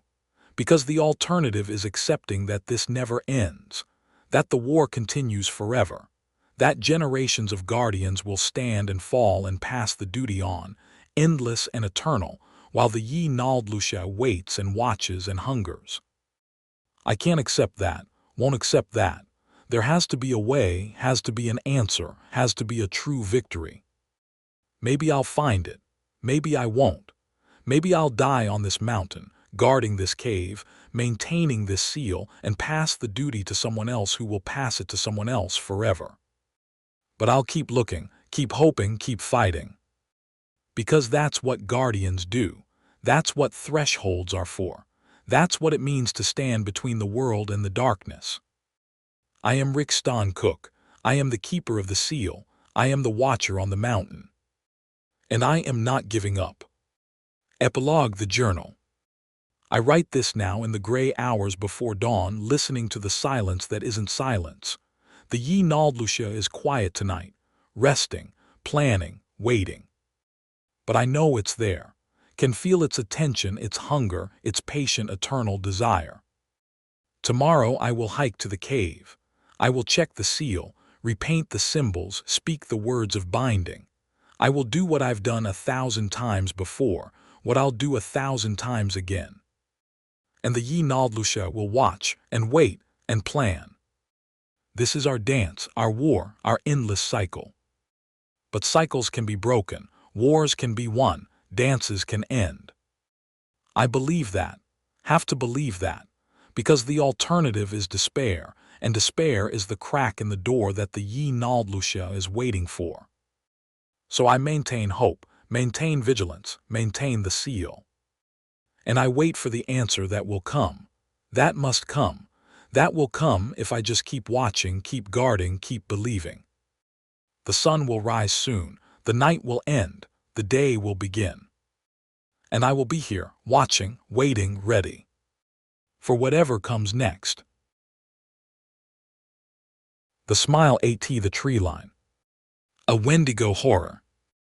The radio crackled to life at 4:47 a.m., dragging Dale Brewer from dreams he would later be grateful he couldn't remember. He reached for the handset with practiced ease, 15 years of early morning calls having burned the motion into his muscle memory. Black Pine Search and Rescue, Brewer speaking. Dale, it's Marcy at dispatch. The voice was tense, professional, but Brewer had worked with Marcy Henderson for 8 years and could hear the fear beneath the calm. We've got a situation. Group of campers failed to check out yesterday evening. No response to hails. GPS trackers went dark around 18:00 hours. How many? 5 college kids from Salt Lake, experienced hikers according to their permits, planned a 3-day loop through the old-growth sector. Brewer sat up, swinging his legs over the side of the bed. The old-growth sector, the deep forest, the place where even experienced rangers didn't like to go alone. Coordinates. Deep Dale, Sector 7, grid reference 4 Alpha 9, near the ruins. The ruins. Brewer felt a chill that had nothing to do with the morning cold. The Cree ruins, they called them, though no one knew who had built them or when. Stone structures hidden in the deepest part of the forest, carved with symbols that made anthropologists excited and locals nervous. I'll assemble the team, Brewer said. Have the coordinates uploaded to our GPS. And Marcy, keep this quiet. I don't want half the county out there trampling evidence if it turns into a recovery. Already done, but Dale, there's something else. What?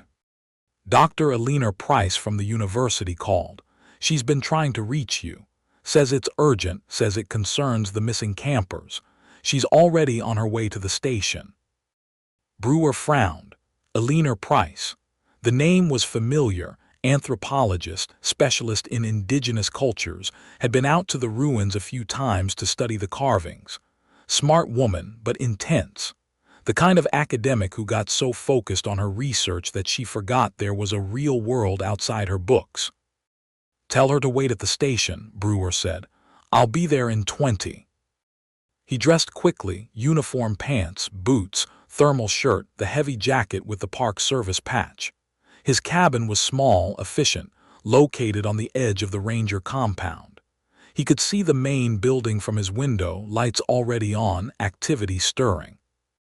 The Black Pine Reserve was 400,000 acres of wilderness, old-growth forest and secrets. Brewer had worked here for 20 years, had hiked every trail, climbed every peak, explored every cave. He knew this land better than anyone alive. But the old-growth sector was different. The trees there were ancient, predating European settlement, predating the Cree, predating human memory. They grew in patterns that seemed almost deliberate, their branches interlocking to form a canopy so dense that the forest floor existed in perpetual twilight. And there were stories, always stories, about things that lived in the deep woods, about hunger that walked on 2 legs, about the winter that never ended. Brewer didn't believe in monsters. He believed in bears and mountain lions and hypothermia. He believed in inexperienced hikers making stupid decisions, in nature being red in tooth and claw, in bad luck and worse judgment. But he also believed in being careful, in respecting the forest, in knowing that there were places where the veil between the world we knew and something else grew thin. The ranger station was bustling when he arrived. His team was assembling in the briefing room, grabbing coffee and energy bars, checking equipment. Brewer paused in the doorway, taking inventory. Lena Vasquez was first, ex-military, ex-Marine, the best tracker he'd ever worked with. She stood by the map table, her dark eyes scanning the topographical charts with the intensity of a predator scenting prey. Her black hair was pulled back in a tight braid, and she wore her gear with the casual efficiency of someone who had slept in worse conditions. Jerry Hoss McCall was next, the team's medic, a burly man with a beard that reached his chest and hands that could set a bone or crush a skull with equal precision. He was joking with someone, his laugh booming, but Brewer could see the tension in his shoulders. Hoss had grown up in these mountains. He knew the stories. Riley Chen sat at the comm station, running diagnostics on the satellite phones and GPS units. Young, brilliant, technically savvy, The kind of ranger who would have been running the whole department in 10 years if she didn't burn out first. Her fingers flew across the keyboard, her eyes fixed on the screens. Tomás Ruiz was the rookie, eager, enthusiastic, too young to know better. He was checking his gear for the third time, his movements jerky with nervous energy. Brewer made a mental note to keep him close. The old growth sector wasn't a place for heroes. And then there was Eleanor Price. She stood apart from the others near the window, her academics' clothes out of place among the rugged gear. She was older than Brewer remembered, late 50s, maybe, her hair gone completely gray, her face lined with more than just age. She looked like she hadn't slept in days. "Dr. Price," Brewer said, approaching her. "Marcy said you had information about the missing campers." "I have information about what's going to happen to them," Price said, her voice low, intense. "If they're still alive, they won't be for long, not if it's taken an interest in them." "If what's taken an interest?" Price turned to look at him, and Brewer saw something in her eyes that made him step back. Not madness, exactly. Knowledge. The kind of knowledge that broke people. "The Wendigo," she whispered. "It's awake, it's hunting, and if we don't stop it, those kids are just the beginning." Brewer stared at her for a long moment. Then he turned to the team. "Briefing in 5, he said. "Everyone gear up, we're going in heavy." The briefing was quick, efficient. Brewer laid out the situation. 5 missing hikers, last known position in Sector 7, GPS trackers offline. Standard search protocol, but with modifications. "We're treating this as a potential rescue, not a recovery," he said. "Which means we move fast, we stay alert, and we don't take unnecessary risks. Lena, you're on point. Hoss, you're medical. Riley, I want constant comms. If we lose signal, we back out until we regain it. Tomás, you stick with me." "What about the Wendigo?" Tomás asked, his voice cracking slightly. Brewer shot him a look. "We're rangers, not monster hunters. We deal with facts, not fairy tales." "But Dr. Price said—" "Dr. Price is a consultant," Brewer interrupted. "Her expertise is cultural, not tactical. We'll listen to what she has to say, but we're not going into those woods expecting to find bogeymen. But if there is something, then we'll deal with it." Brewer's voice was hard, final. "Same as we deal with bears or cougars or any other threat. Now gear up. We move out in 10.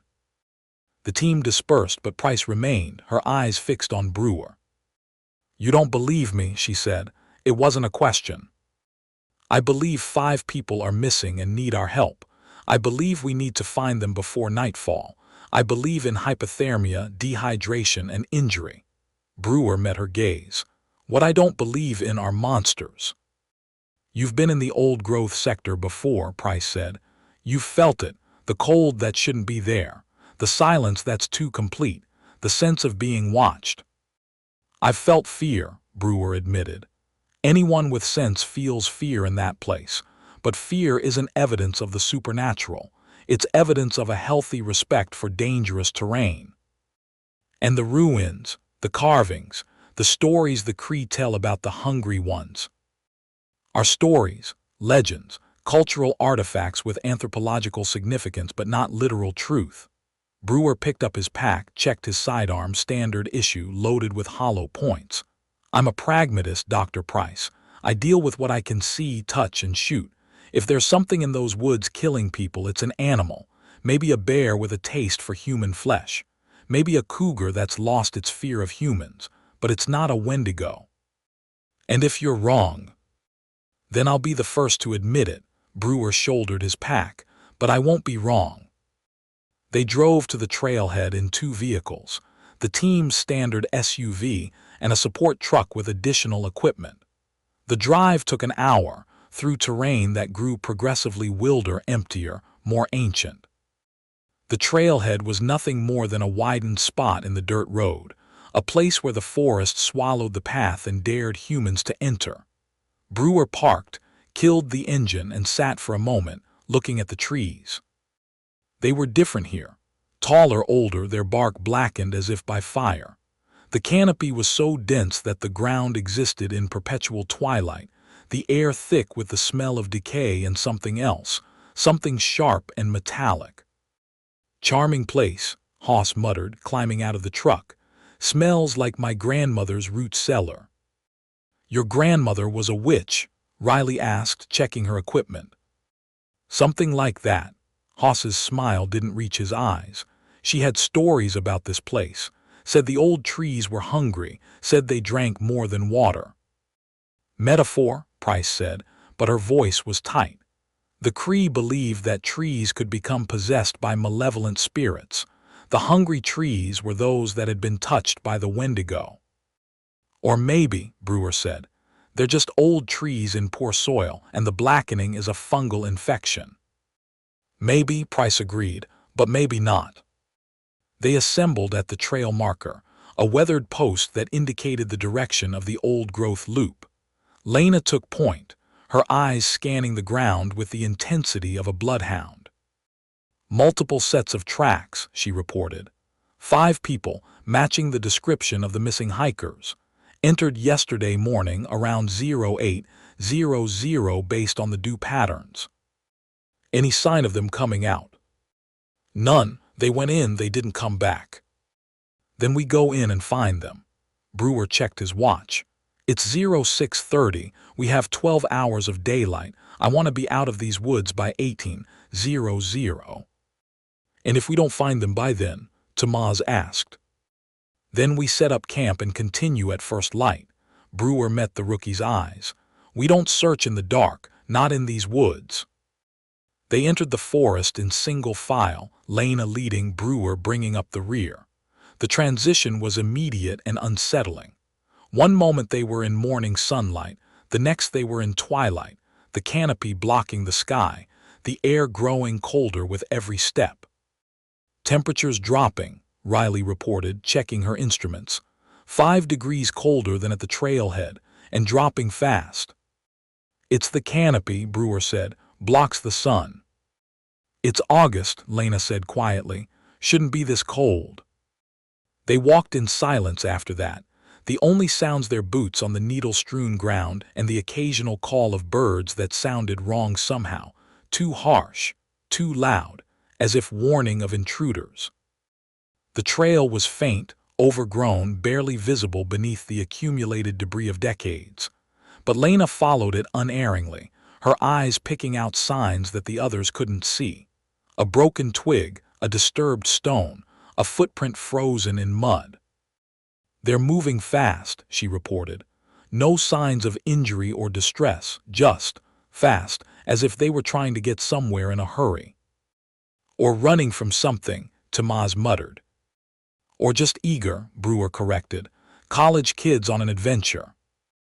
But even as he said it, he felt the wrongness of this place. The silence was too complete, the darkness too deep, the cold too intense. It felt like walking through a graveyard, like trespassing in a place where humans didn't belong. They walked for 2 hours, the trail growing fainter, the forest growing denser. Then Lena stopped, her hand raised in warning. "What is it?" Brewer asked, moving up beside her. "Camp," she said, pointing. Through the trees, barely visible in the dim light, was a clearing, and in the clearing tents, or what was left of them. "Spread out," Brewer commanded. "Approach carefully. Lena, cover the left flank. Hoss, you're with me. Riley, stay on comms. Tamaz, don't touch anything." They advanced slowly, weapons ready, eyes scanning the shadows. The camp was destroyed. Tents shredded from the inside, their fabric hanging in strips like torn skin. Gear scattered everywhere, backpacks, sleeping bags, cooking equipment, all thrown about as if by a whirlwind. And blood everywhere. Splashed on the tents, pooled on the ground, frozen in the unnatural cold. Too much blood for 5 people to have survived. "Jesus," Hoss whispered, "what happened here?" "Animal attack," Tamaz said, his voice trembling. "Bear maybe, or cougar." "Bears don't do this," Lena said. She was kneeling by one of the tents, examining the damage. "These tears are from the inside. Something was in the tent with them, something that tore its way out." Or something that tore its way in, Price said quietly. Brewer ignored her. Search the area. Look for bodies, survivors, any sign of where they went. And watch your step. I don't want anyone contaminating evidence. They spread out, searching the clearing with methodical precision. Riley photographed everything, documenting the scene for the investigation that would follow. Hoss checked the blood spatter, trying to determine how many people had been injured and how badly. Tamaz gathered the scattered gear, looking for clues. And Lena found the footprints. Dale, she called, her voice tight, you need to see this. He joined her at the edge of the clearing, where the forest began again. She was kneeling, examining something in the mud. 2 sets, she said, pointing. Human, 5 people running, see the stride, panicked, desperate. They were fleeing something. And the others? Lena looked up at him and Brewer saw fear in her eyes. Real fear. The kind she hadn't shown in combat, in firefights, in the worst situations the world could throw at her. Not human, she whispered. Look. Brewer looked and felt his blood run cold. The footprints were humanoid, 2 legs, 5 toes, but wrong in every particular. The feet were too long, 18 inches at least. The toes were elongated, tipped with claw marks that had frozen into the mud. And the stride was impossible. The tracks showed the creature moving at a speed no human could match, covering 10 feet with each step. What the hell? Brewer whispered. It's the Wendigo, Price said. She had appeared beside them, her face pale, her eyes wide. It's real, it's here, and it's hunting. It's a bear, Brewer said automatically, but his voice lacked conviction. A bear that walks on its hind legs sometimes. They do that. Bears don't have feet like this, Lena said. And they don't. She paused, following the tracks with her eyes. Dale, the tracks are circling. The creature wasn't just chasing them. It was herding them, driving them toward something. Toward what? Lena stood, her hand on her sidearm. The ruins. Brewer followed her gaze. Through the trees, barely visible in the dim light, he could see them. Stone structures rising from the forest floor, walls of seamless rock, carvings that seemed to shift and move in the shadows. The Cree ruins. The place where the Wendigo was said to be imprisoned. We follow the tracks, he said, his voice hard. We find those kids, and we get out of here before dark. We should go back, Price said. Call for backup, military maybe, or... There's no time. Brewer checked his watch. It's 0900. We have 9 hours of daylight, we use them. They followed the tracks, moving deeper into the forest, closer to the ruins. The temperature continued to drop, the air growing so cold that their breath frosted. The trees grew denser, their branches interlocking to form a tunnel of darkness. And the silence grew. No birds now, no insects, no sound but their own footsteps and the occasional crack of a branch underfoot. It's too quiet, Tamaz whispered. Why is it so quiet? Predators, Hoss said, but his voice was tight. Large predators scare off other animals. What predator scares off everything? Riley asked. Even the bugs. No one answered. They walked for another hour, following the tracks through terrain that grew progressively more difficult. The footprints led them through thickets of thorn, across streams, over fallen logs. The human tracks grew more desperate, the stride shorter, the drag marks more pronounced. They're tiring, Lena reported. Slowing down, the creature is closing the gap. Can you tell how many are still alive? Brewer asked. Hard to say. At least 3 distinct sets of tracks, maybe more. So some of them might have. The scream cut him off. It came from ahead, from somewhere in the ruins, and it was a sound that no human throat should have been able to produce. It started as a shriek, high and piercing, then dropped into a growl, then rose again into something that might have been laughter, wet, eager, hungry laughter. Move, Brewer shouted, breaking into a run. Now. They ran through the forest, weapons ready, hearts hammering. The ruins loomed ahead, stone walls rising from the earth like broken teeth, carvings depicting gaunt figures with hollow eyes and too many teeth. And in the center of the ruins, in a circular courtyard, they found the survivors. 3 of them, 2 men and a woman, huddled together against a stone wall, their faces pale, their eyes wide with terror. They were injured, scratches, bruises, one with a bandaged arm, but alive. "Help us," the woman sobbed as Brewer approached. "Oh God, please help us, it's still out there, it's still hunting." "It's okay," Brewer said, kneeling beside her. "You're safe now, we're here." "No," the woman whispered, her voice cracking. "You don't understand, it's not safe, it's never safe. It wore Paul's face, it talked in his voice, and when we ran, it peeled off his skin like a mask." Brewer felt a chill that had nothing to do with the cold. "What are you talking about? What wore Paul's face?" "The thing," the woman sobbed. "The tall thing, the hungry thing, it came into camp last night. It looked like Paul at first. It sounded like Paul. It said it had found something in the woods, something amazing, and we should come see. And we followed it. And then it changed." The woman's eyes were distant, seeing something beyond the ruins, beyond the world. Its jaw unhinged like a snake, and its skin, it started to peel off like it was wearing a costume. And underneath was something else, something tall and thin and hungry. "Where are the others?" Brewer asked. "Paul and the 5th member of your group." "Dead," one of the men said, his voice flat, broken. "It took them into the ruins, into the dark. We heard them screaming for hours." Brewer stood, his mind racing. This was worse than he'd thought. Much worse. 5 missing, 2 confirmed dead, 3 traumatized survivors, and something in the woods that could mimic human voices, wear human faces. "We need to move," he said. "Get these people out of here." "We can't," Lena said. She was standing at the edge of the courtyard, her eyes fixed on the tree line. "Look." Brewer looked and felt his heart stop. The sun was setting. Not gradually, not normally, but suddenly, as if someone had turned off a switch. One moment there was gray daylight, the next there was darkness, complete and absolute.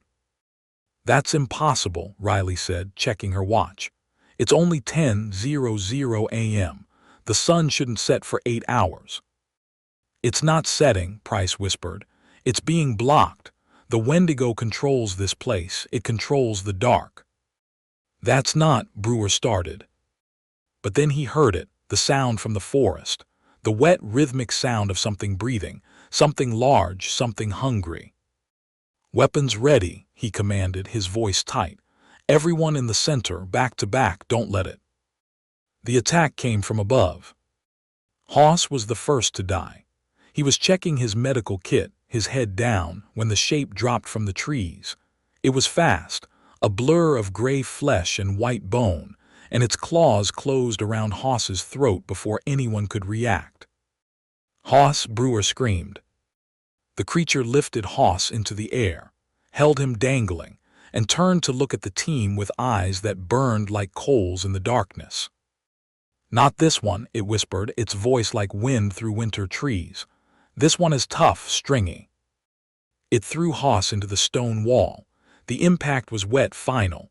Hoss slid to the ground and didn't move. "Run!" Brewer screamed. "Everyone run!" But the creature was already moving, already among them, and the hunt had begun. The darkness was absolute, a blackness that seemed to drink the light from their flashlights, reducing the beams to weak yellow fingers that barely illuminated the terror around them. Brewer fired his sidearm, 3 shots, center mass, and saw the bullet strike the creature's chest, saw the skin pucker and tear. But the Wendigo didn't flinch. It turned its head, that bird-like gesture, and smiled with those too many teeth. "Bullets," it whispered. "How quaint." "Lena," Brewer shouted, "get the survivors out now." Lena didn't hesitate. She grabbed the nearest survivor, the woman still sobbing, and dragged her toward the tree line. "Move," she screamed. "Run and don't look back." The other 2 survivors stumbled after her, their faces blank with shock. Tamaz moved to follow, but the Wendigo was faster. It crossed the distance in a heartbeat, its claws raking across the rookie's back, sending him sprawling. Tamaz! Brewer fired again, emptying his magazine, the muzzle flash illuminating the creature's terrible face in strobing snapshots of nightmare. The Wendigo laughed that wet, eager sound and turned toward Brewer. "Ranger," it whispered. "Leader, protector, how sweet, how futile." "Get away from him," Riley screamed. She had grabbed a burning branch from the fire pit, was holding it like a weapon. "Stay back." The creature paused, turned its head. "Fire," it whispered. "Fire hurts, fire burns, but fire doesn't kill, nothing kills." It lunged at Riley, and Brewer saw his chance. He grabbed Tamaz, hauled the wounded rookie to his feet, and ran. "This way," he shouted. "Follow Lena." They ran through the ruins, through stone corridors that seemed to shift and move in the darkness, through carvings that reached for them with stone hands. Behind them, the Wendigo laughed, and Brewer heard Riley scream, a short, sharp sound cut off abruptly. "Riley," he shouted, but he didn't stop, couldn't stop. The survivors were ahead, Lena leading them through the forest, and he had to catch up, had to get them out. They burst from the ruins into the forest beyond, the trees closing around them like a tomb. Lena was waiting, her face pale, her sidearm in her hand. "Where are the others?" she demanded. "Dead hoss, Riley." Brewer couldn't say the names, couldn't think about what he'd seen. "We need to move now." "Which way?" "South toward the trailhead." "The trailhead is miles away. We won't make it before." "We don't have a choice." Brewer grabbed Tamaz, supported the wounded man with his shoulder. "Move." They ran. Through the forest, through darkness so complete it was like being blind. The survivors stumbled, weeping, barely able to keep pace. Tamaz was bleeding badly, leaving a trail of blood that glowed black in the moonlight. "It's following," one of the survivors whispered. "I can hear it, it's following." "Don't listen," Lena commanded. "Just run." But they could all hear it. The wet breathing, the occasional crack of branches, the whisper of something moving through the trees with impossible speed. "It's toying with us," Price gasped.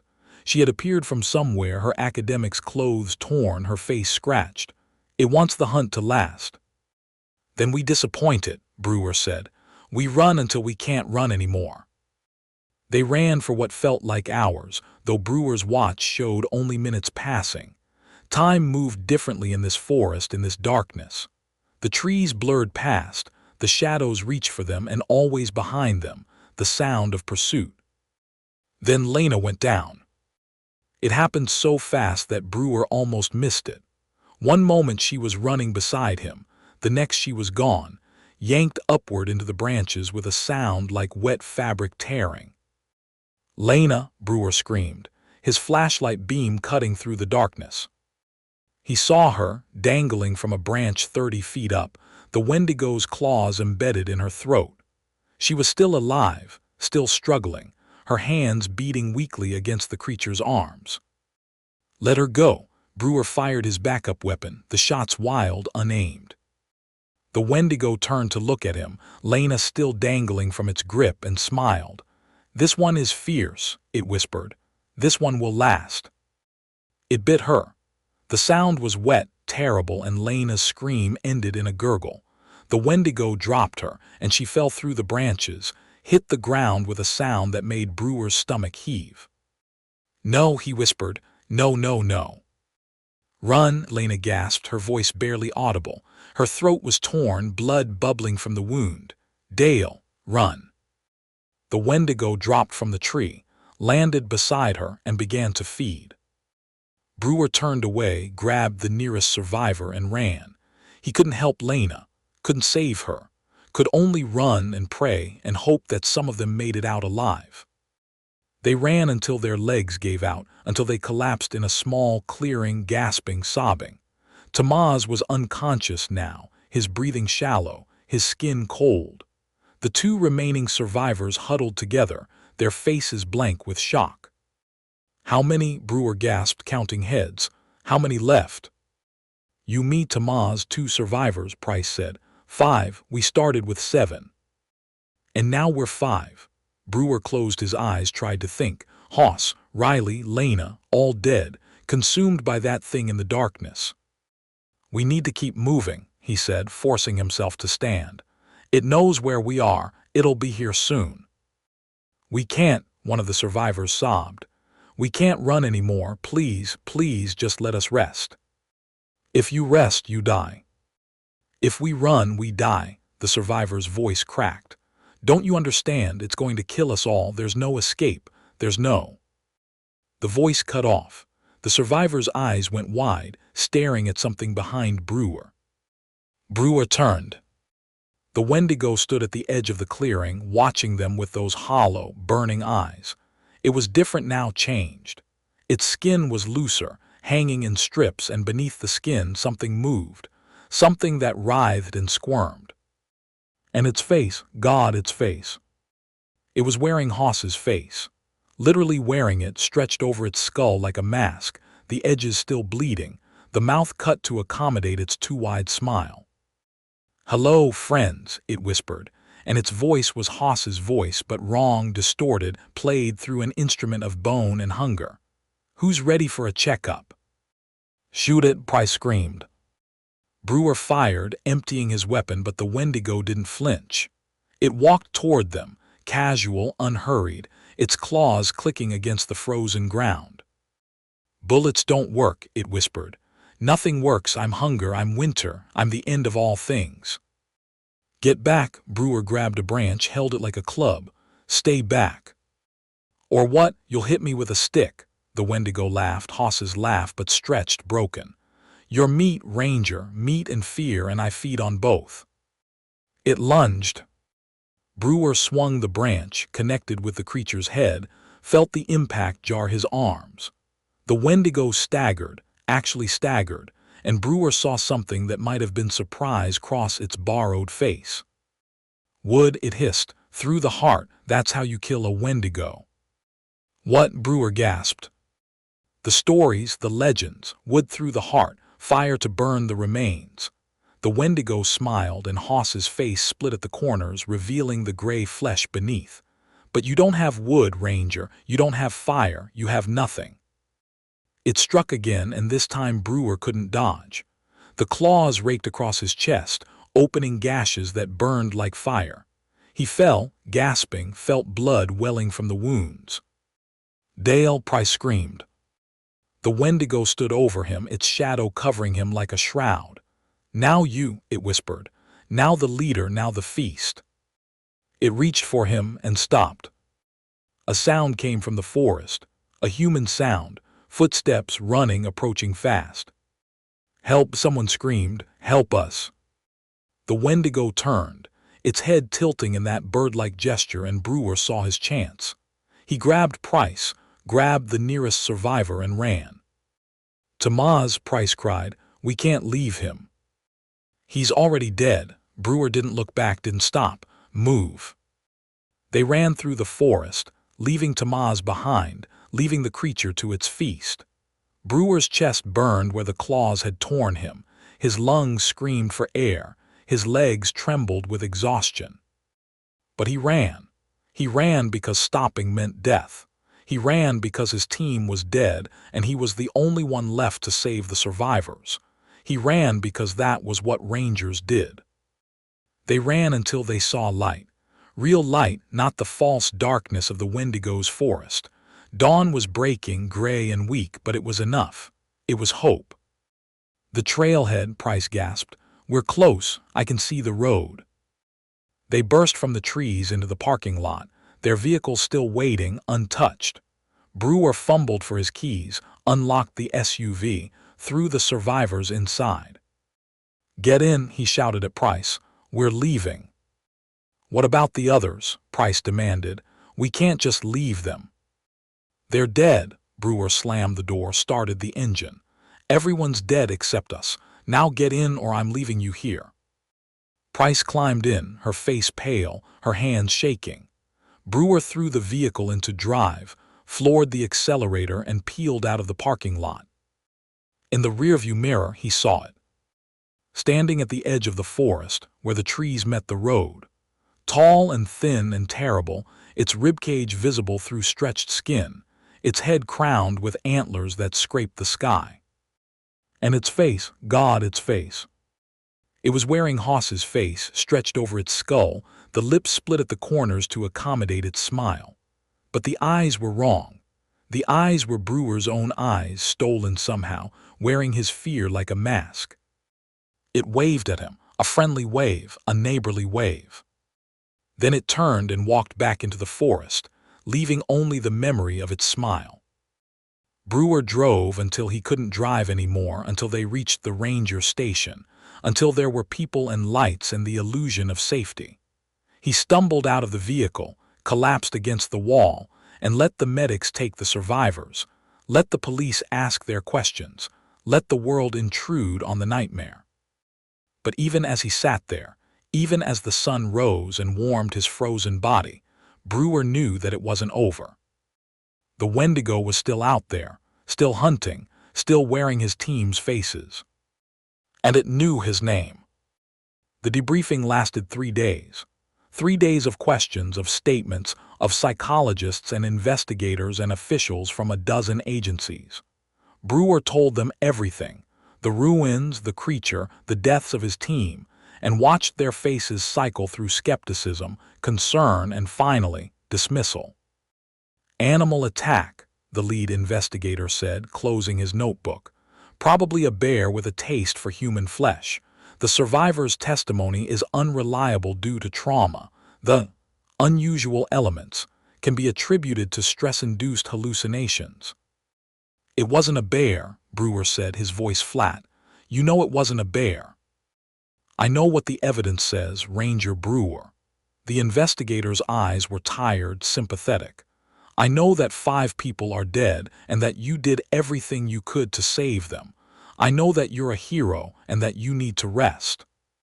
And the thing in the woods, the creature that wore my friends' faces. A hallucination, a manifestation of trauma, nothing more. Brewer stared at him for a long moment. Then he stood, walked to the window, looked out at the forest. It's still out there, he whispered.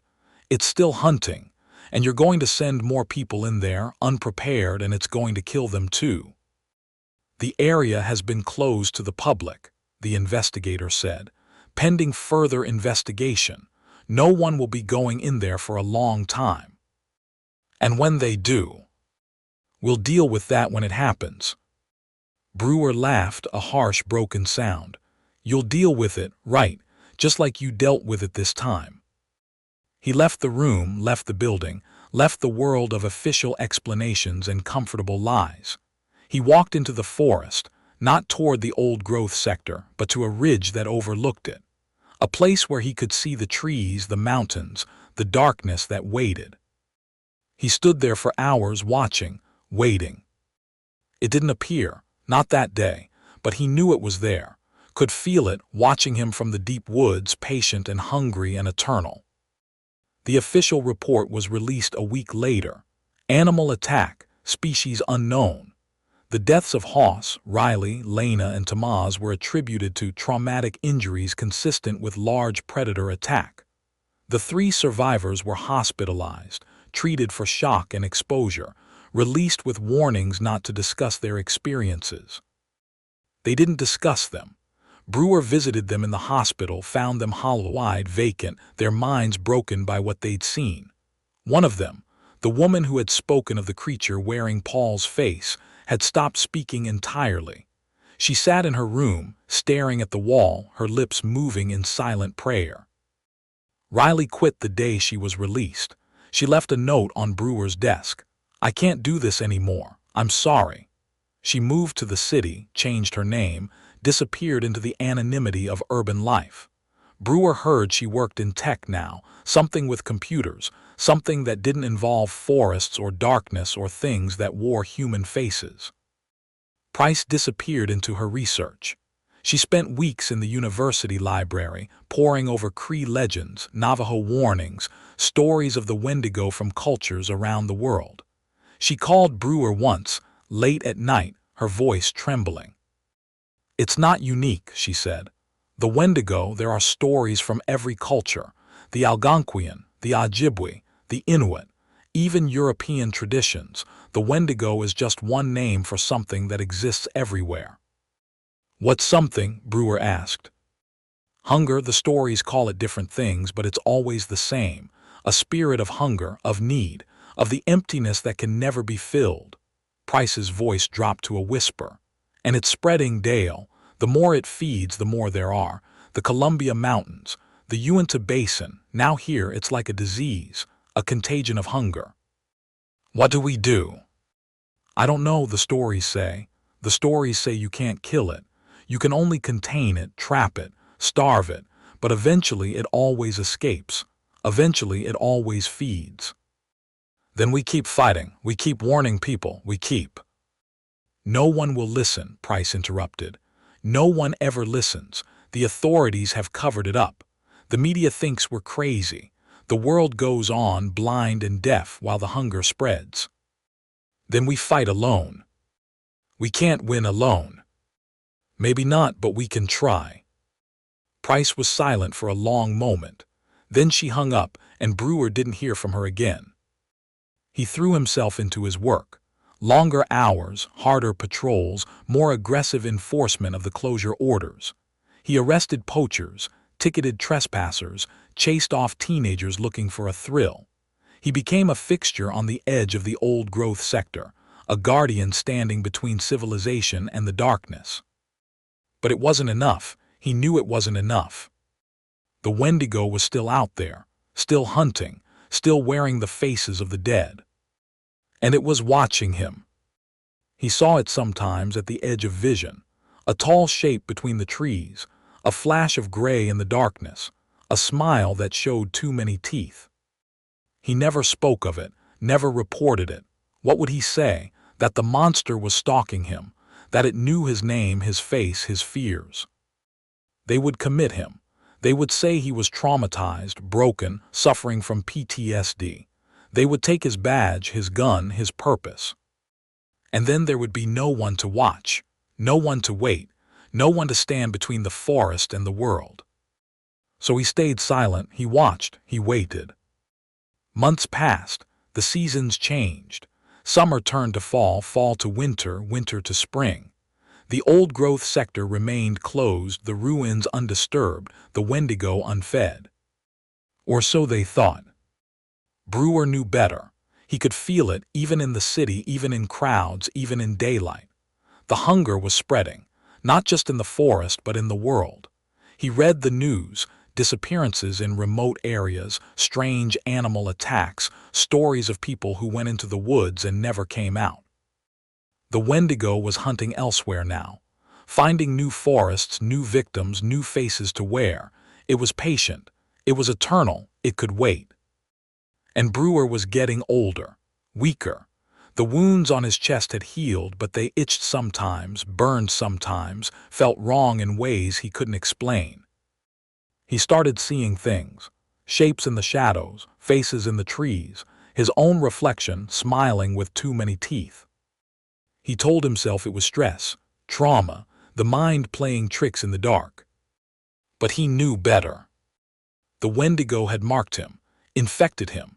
The hunger was inside him now, growing, spreading, waiting for the moment when he would break. He fought it. Every day he fought it. He ate until he was sick, trying to fill the void. He surrounded himself with people, with noise, with light. He refused to be alone, refused to be in the dark, refused to let the hunger win. But it was winning. Slowly, inevitably, it was winning. He could feel himself changing, his night vision improving, his hearing sharpening, his sense of smell becoming acute, overwhelming, able to detect fear and despair from across a room. And the dreams, God, the dreams. Every night he dreamed of the forest, of the hunt, of the taste of fear and flesh and the endless winter. He woke with his mouth watering, his hands shaking, his body aching with a need he couldn't name. He was becoming like it. The transformation was happening, slow and inexorable, and there was nothing he could do to stop it. Unless he thought of Price's research, the stories, the legends. The only way to kill a Wendigo was to destroy its heart. But the Wendigo's heart wasn't physical, it was the hunger itself, the emptiness, the need. To destroy it, you had to fill it, to satisfy it, to give it what it wanted most. And what did the Wendigo want most? Brewer knew the answer. He'd known it since that night in the ruins, since he'd seen the creature wearing Hoss's face, since he'd understood what it really was. The Wendigo wanted him, his fear, his despair, his transformation. It wanted to make him like itself, to add him to its collection, to wear his face and hunt with his hands. And if he gave it what it wanted? No, he couldn't think like that, couldn't surrender, couldn't become the monster. But he was already becoming the monster. The change was inevitable. The hunger was inside him, growing, consuming everything that made him human. Unless he ended it first. He bought a gun, not his service weapon, something untraceable, something that couldn't be connected to him. He kept it in his desk, loaded, ready. He wrote letters, to his family, to his friends, to the world, explaining what had happened, what was happening, what he had become. He destroyed the letters. No one would believe them. No one would understand. He was alone, completely, absolutely alone. And the hunger was winning. 1 year after the attack, Brewer returned to the old growth sector. Not officially. He was off duty, unauthorized, breaking every rule in the book. But he had to see, had to know, had to face what waited in the darkness. He parked at the trailhead, the same spot where they'd started that terrible day. The weathered marker was still there, the warning sign still nailed to the post. But there were new signs now, official ones. Area closed. Danger. No trespassing. He ignored them, shouldered his pack, checked his gun, and walked into the forest. The transition was immediate. The cold, the silence, the sense of being watched. He walked for hours, following the path he remembered, the path that led to the ruins. The forest was different now, older, darker, more alive.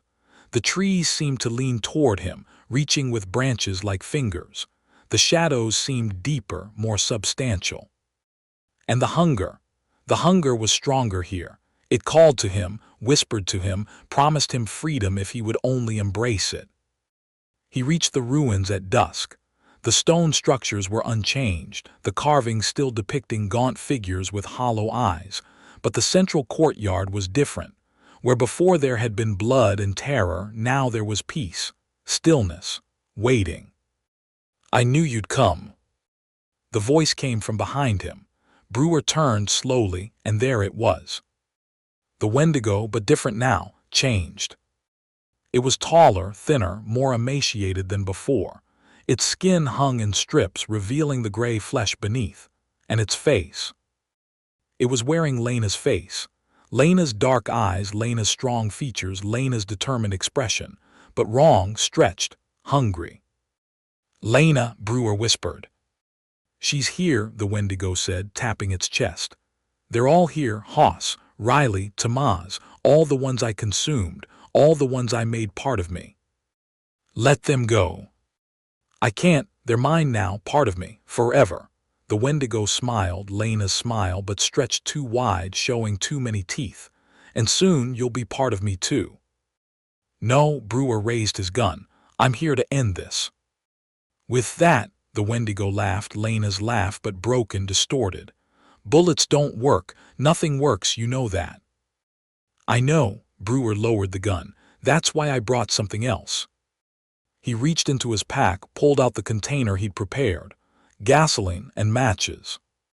"Fire," he said. "You said it yourself, fire hurts, fire burns." "Fire doesn't kill."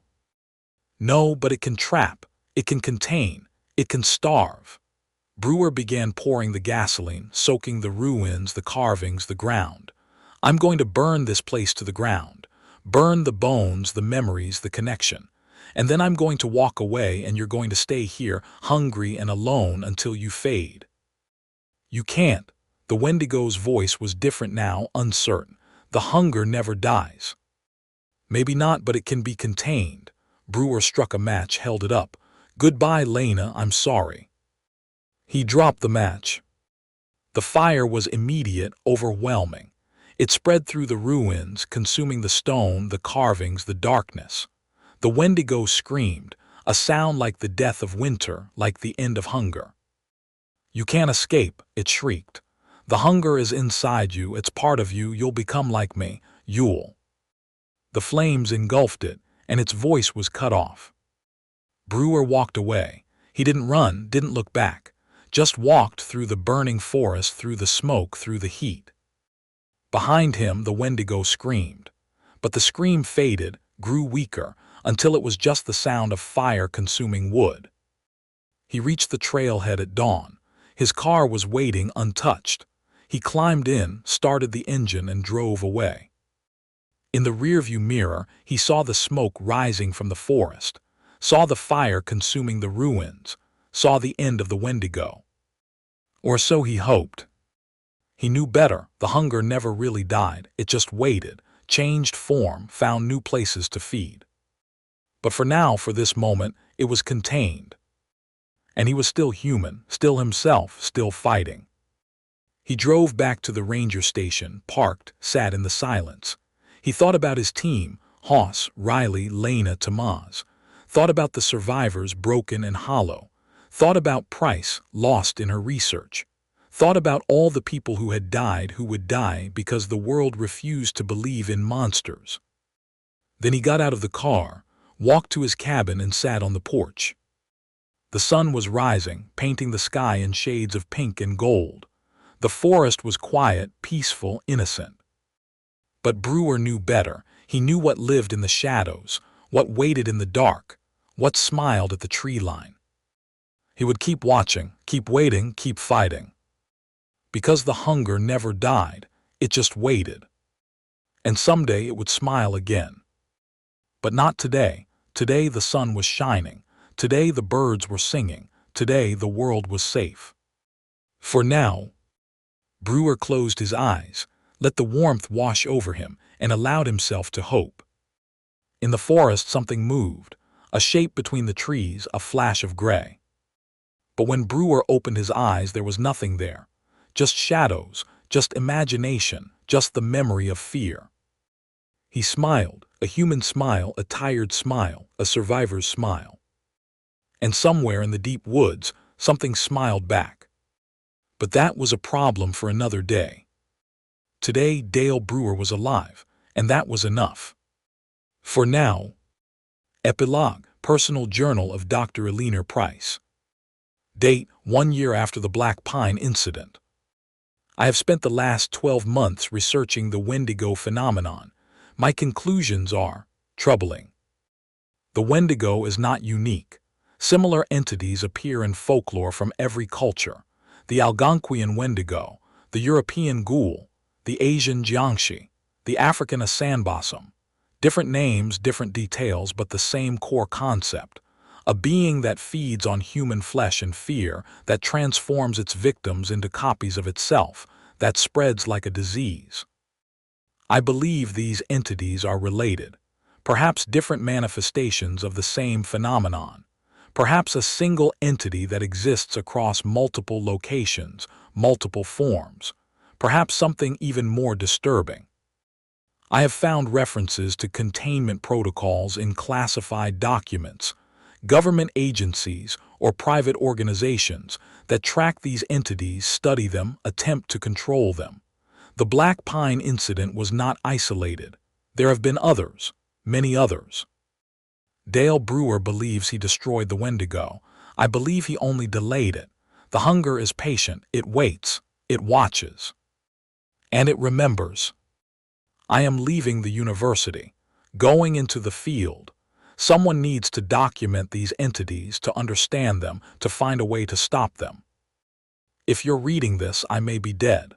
The Wendigo may have found me, consumed me, added me to its collection. But the research continues, the fight continues. The hunger never dies. But neither does hope. Thank you for listening to tonight's stories. If you enjoyed them, please leave a like and subscribe.